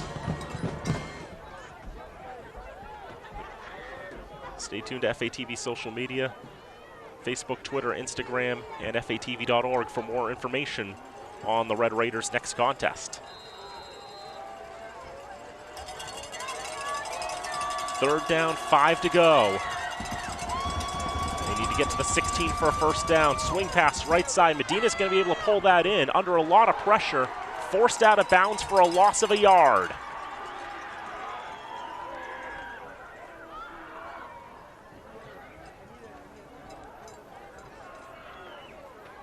Just pressure immediately from Westfield.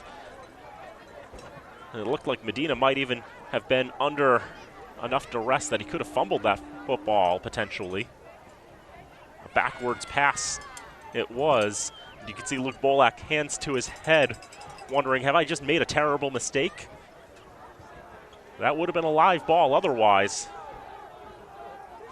And in a sense, the Red Raiders probably fortunate they were able to hold it to just a loss of 1 yard. But now it brings up a 4th and 6. A crucial 4th down. And it looks like the Red Raiders are going to need some more time. That would be their second timeout with 11:52 to go.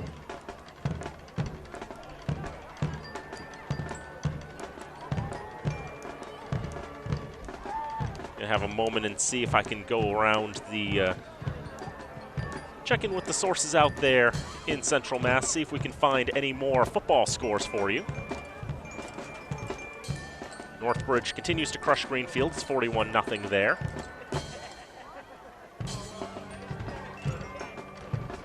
And Narragansett leads 20-7. They're midway through the third quarter against Lowell Catholic. Maynard, Kevin Newey, our intern. Maynard is his high school. Unfortunately, they're not having good fortune against Bishop Fenwick. 43-7. Bishop Fenwick leads that one in the third quarter. At three-quarter time, Clinton is leading Boston Latin Academy 14-13. And Oxford trying to give Quabog their first loss of the season. Oxford leads 22-14, trying to get revenge from a loss earlier in the season. And St. John's up 25-7 in their matchup with Taunton. Now 4th and 6. Luke Bolak steps up, throws, left side, a jump ball, and incomplete. One-on-one coverage. Caputi there with the bomber in question. Not able to win that battle. And it's a turnover on downs.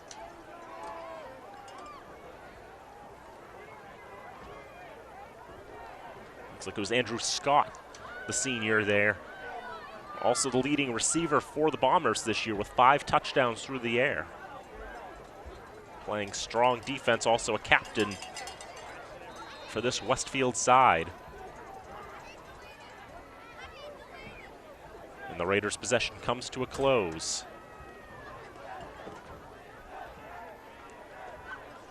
Now the Bombers will be looking to protect the football, hold on to it for as long as they can as they nurse this 7-0 lead. First down, and that didn't go well. Sort of that delayed handoff to Samini, and Erickson Danger having none of that. Loss of a couple there for the Bombers.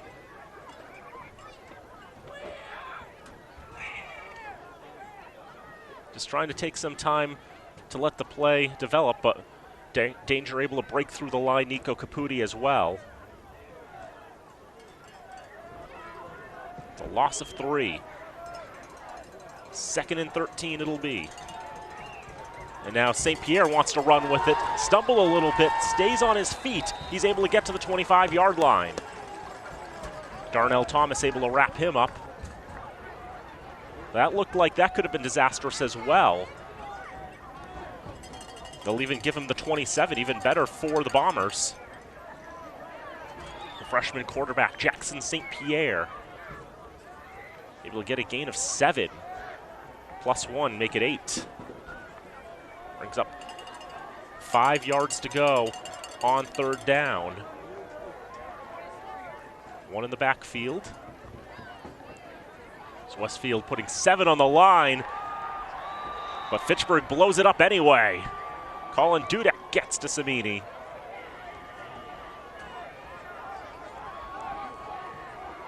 And the Red Raider defense does what they need to there.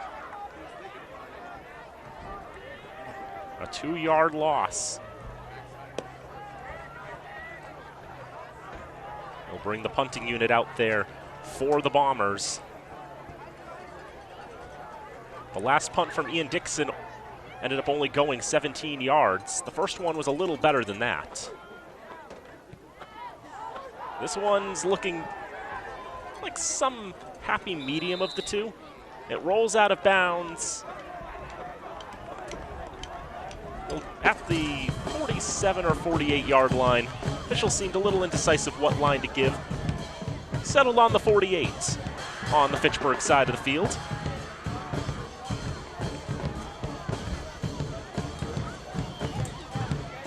.9:39 to go in the fourth quarter of play.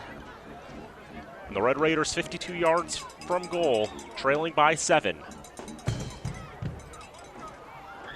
We mentioned with the power rating system, your margin of victories, the average of those across your season, plus the average of your opponent's scores, your opponent's ratings essentially across your season, is what determines what your rating is. Bolak keeping it himself on first down, stretching out, trying to get the ball down on the line of scrimmage essentially. As damage control, he ends up losing half a yard. It was Samini who wrapped him up there for the sack. Oquendo on second down, bursting through the line, the cannonball run. They'll give him the Westfield 47.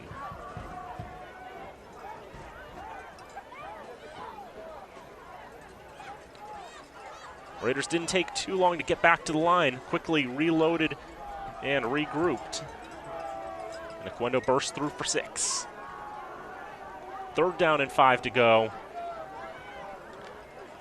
Raiders have been aggressive enough to go forward a few times on fourth down, but I think in this case, if they don't get the first down here, they're going to have to.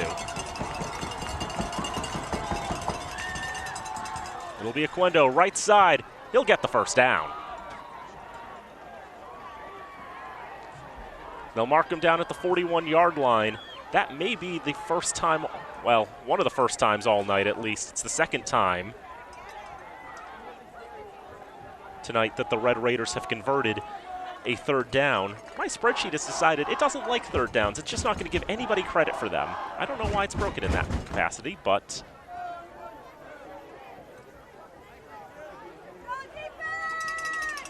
so my counts are a little off in that regard, but the Raiders get a big first down there to keep the drive going. Looking to get on the scoreboard. Colin Dudek on first down. Bursts through the middle. Gets himself 4 or 5. They'll give him the 37.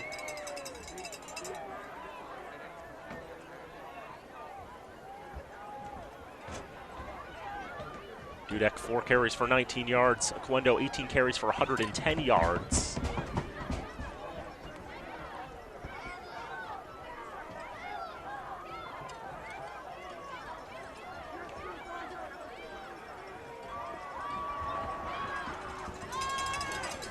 Raiders will set up for the 2nd and 5 or 6 or so. Will be another handoff. Dudek again, trying to lean forward as best he could to get a couple extra yards. Not much going there. See Cooper McNamara on his back. He gets helped up there by the Raiders. Bit of sportsmanship. To the 35, Dudek gains. It's a gain of 2 yards.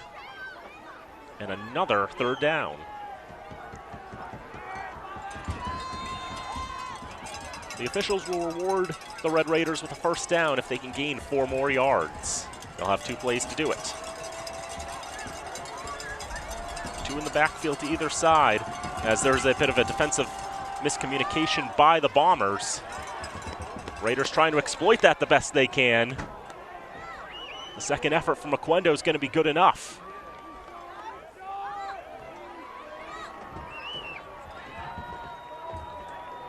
Wrapped up as he got to the line, but able to just spin and churn just a little bit. Use the force of the Bombers pushing him forward, essentially. Gets the first down. The Raiders continuing to excel with that play in the playbook. Give it to one, see what happens.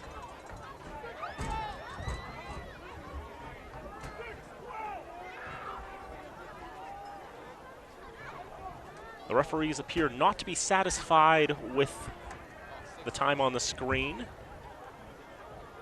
It's at 6:21. They wanted at 6:12. They've gone and fixed that. Once again, the scoreboard you see at the top of your screen is official. 1st and 10. Oquendo bouncing to the right side, off one tackle, off another one, staying on his feet inside the 25-yard line.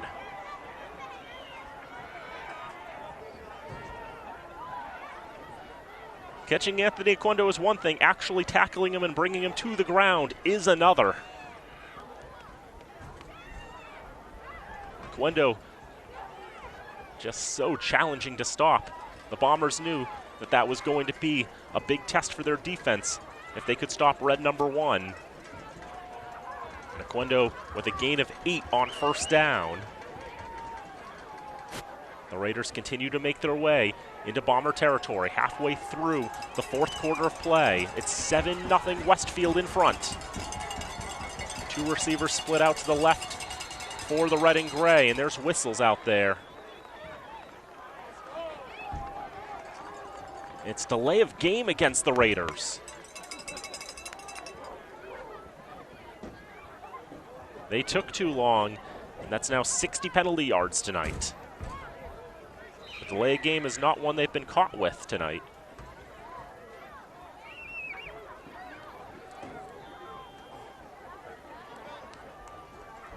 Penalties are not like Pokemon. You do not want to catch them all.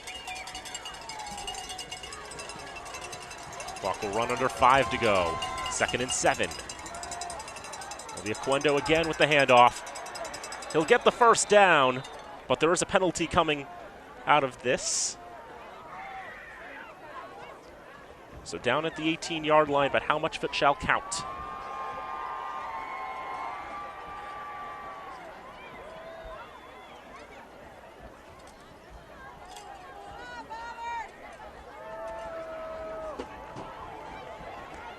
And the answer is all of it will count.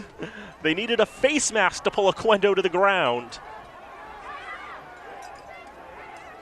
Score that run to the 18-yard line, and half the distance will put him at the 9.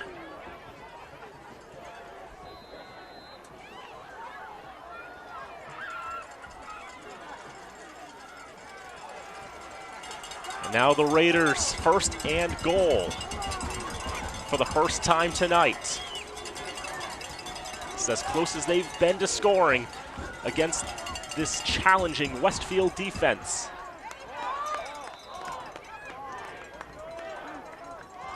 First down was a handoff to Dudek. Able to get it to the 6. Ball came loose a little bit as he slammed the ball to the ground. The Raiders were right on top of that. Yeah, there's nothing wrong with that. He was well down when the ball came loose. Give him 3. Dudek is the fullback. Oquendo is the tailback. In this I formation, it'll be Oquendo trying to burst and churn his feet. He's close to the goal line.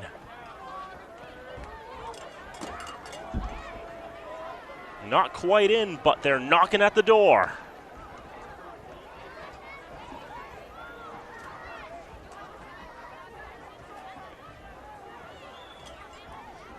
It's going to bring up 3rd and goal from the 1. 2 shots for 6 points as the clock continues to run, now under 3 minutes and 10 seconds.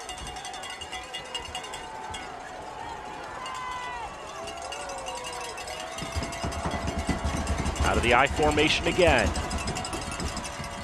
It's going to be Dudek trying to stuff his way in, He is in! Touchdown Raiders!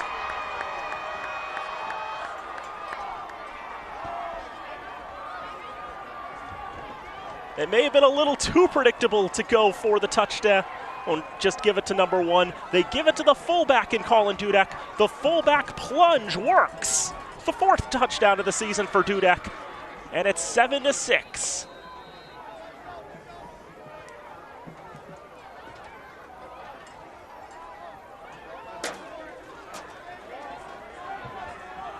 And this is the Emery and Henry they're trying to run, but whistles kill the play. Westfield doesn't know how to deal with that. I did not know that Fitchburg had the Emery and Henry in their playbook.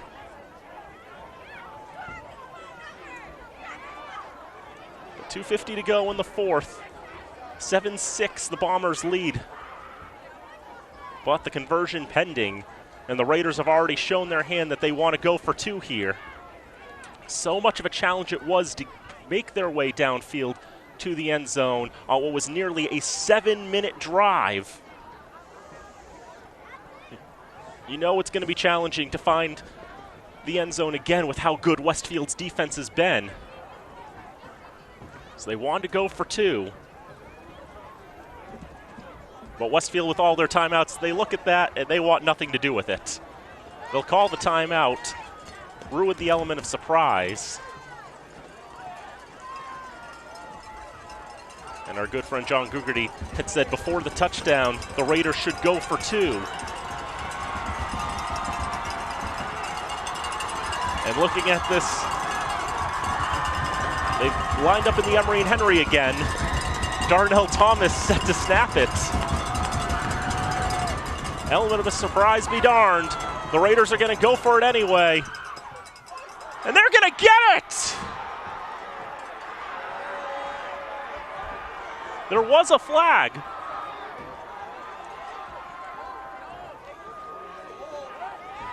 So either they'll have to do it again, or that's going to make it an 8-7 game.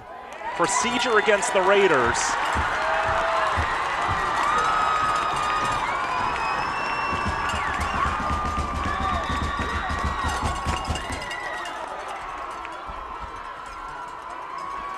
They show the Emery and Henry.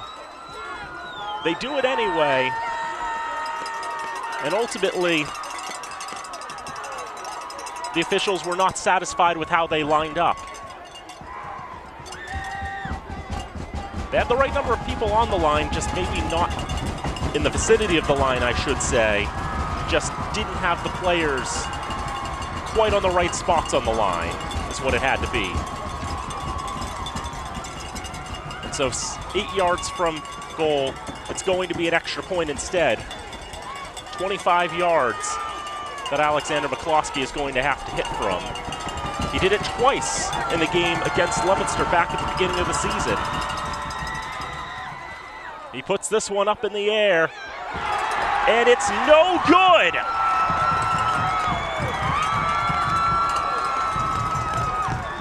It misses to the left, and it stays 7-6.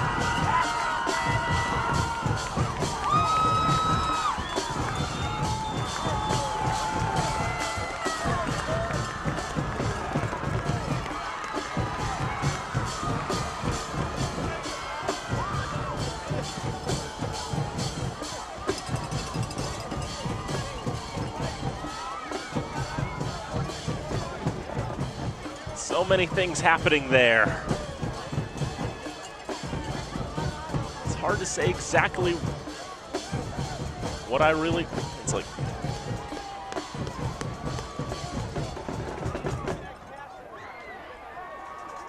It was just all surprising what the Raiders had.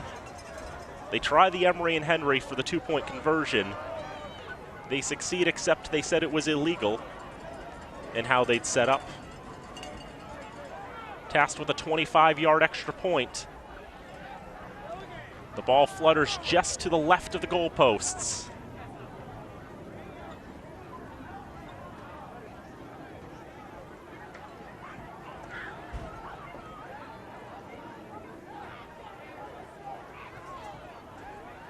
Now the Raiders line up for what will almost certainly be an onside kick.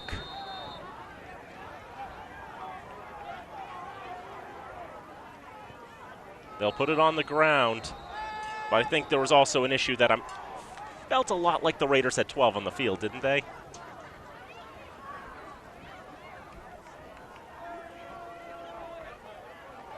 They were also offside.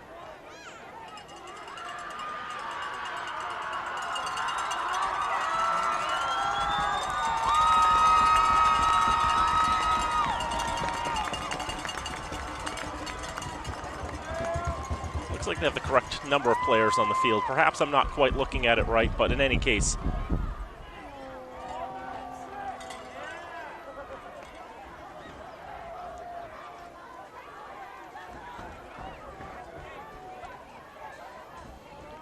Kickoff from the 35-yard line, the onside kick. Got to make sure it's right on the tee as they want it.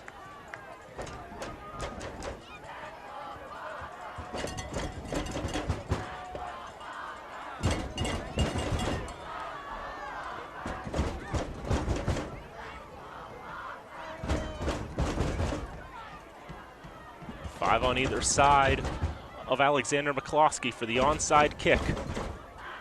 They try to pop it up in the air, pooch it, and they get the fair catch at the 40-yard line. Tried to see if they could beat the ball, if the coverage could beat the ball to the spot, but ultimately unable to do so. Fair catch pulled in at the 41-yard line.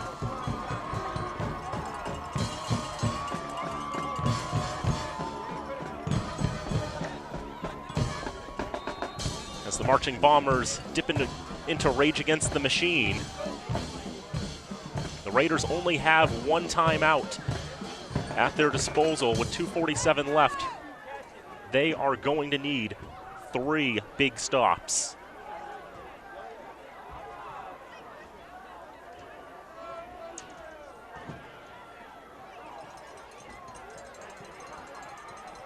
Samini out to the left side, will gain a couple, but he stays in bounds, and that keeps the clock moving, which is most important of all to the Bombers.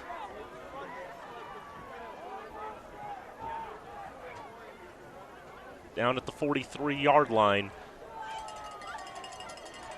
And the Bombers will be keeping their eyes on that back judge, certain not to try to even think about starting the play until they see that arm go up to indicate 10 seconds on the play clock.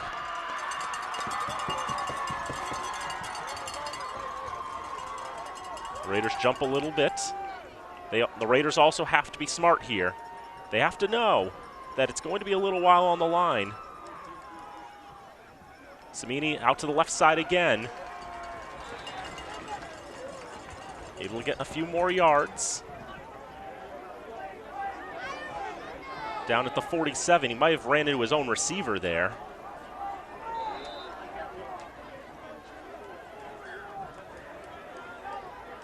And there's a timeout called.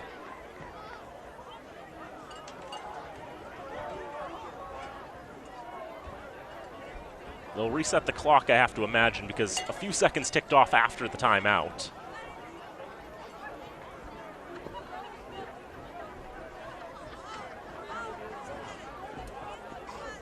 They'll bring up third and about 4 to go. With 1:42 seconds remaining in this game, Westfield leads 7-6. The Raiders were able to find the end zone in the 4th quarter.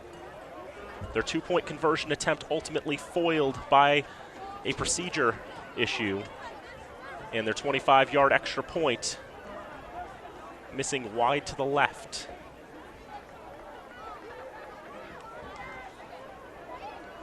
If the Raiders get the stop here on 3rd down, they'll probably get the ball back with about 50 seconds left.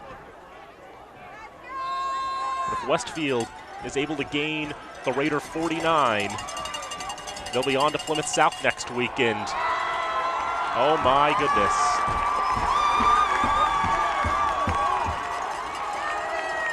The line just went and shifted R to the left.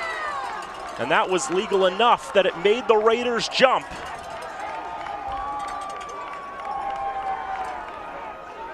The players want an explanation for how that was legal.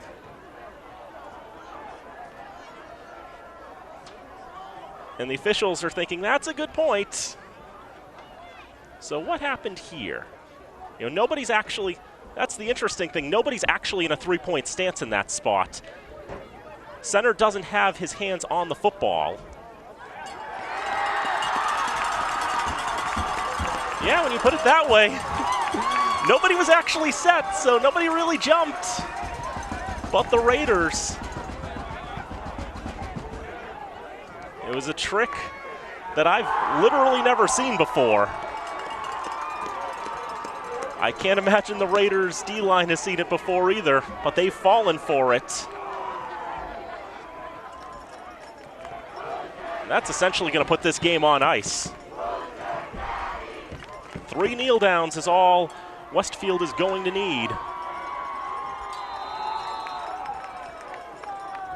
With how jump happy the Raiders have been tonight, it's kind of fitting that ultimately the first down that Westfield needed to take the victory tonight is going to come on another encroachment penalty.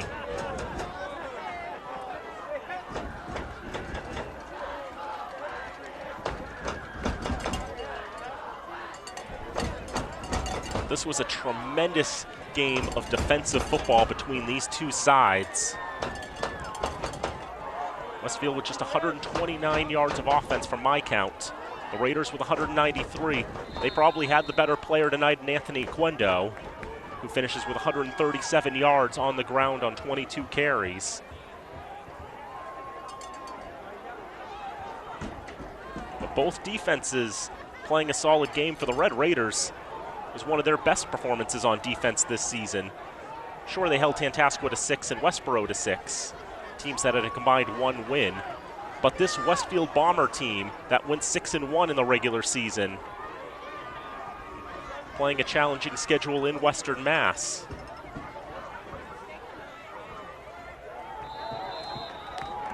The Raiders were able to hold them to 7. That was 1 point too many. As one final kneel down by Jackson St. Pierre, and the Westfield Bombers are on to Plymouth South. 7-6 the final score.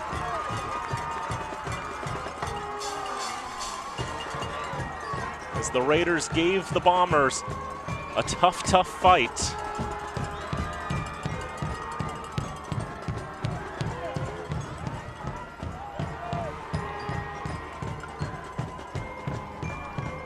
But ultimately, the hosts come away with the victory, bringing an end to the Raiders' postseason hopes. So Westfield will have a very, very, very long drive next week, as they'll be going all the way down to the South Shore to take on the Panthers of Plymouth South. For Fitchburg, they'll have a consolation game in Week 10. Site and opponent to be determined by Monday. It'll be a legitimate question on if they would try to match them up with someone as form of a consolation bracket, if you will, if they would draw Stoughton with, let's say, the 13 seed that fell to Plymouth South today, or if they'd rather keep the consolation games all local and give them an opponent that they haven't quite played yet. Maybe a Shepherd Hill. And possibly at Crocker Field as well, considering the Red Raiders only had 3 home games this season.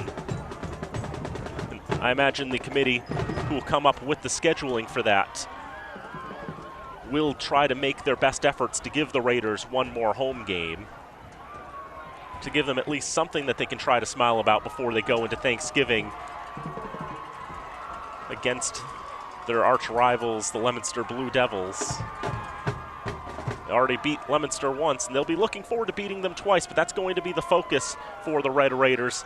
But still, can't hang your hats too much at this one. This was a really well-played game between these two defenses. Ryan Samini, 18 carries for 71 yards for Westfield. Anthony Quendo, 22 for 137 for the Red Raiders. Westfield's defense strong enough that ultimately the Raiders could only attempt 4 passes on the night. That, I think, is something to be lauded for Westfield. They did such a good job with the defensive coverage. and blowing through the line. You can see there's definitely some frustration for the Raiders. The penalties hurt them, 75 yards in all. That encroachment ultimately giving Westfield the game at the very end, at least their 4th encroachment of the night. That's just going to be something they'll have to look on improving for the last 2 weeks. But it's going to be tough to swallow, too, for those 25 seniors who won't get another postseason run.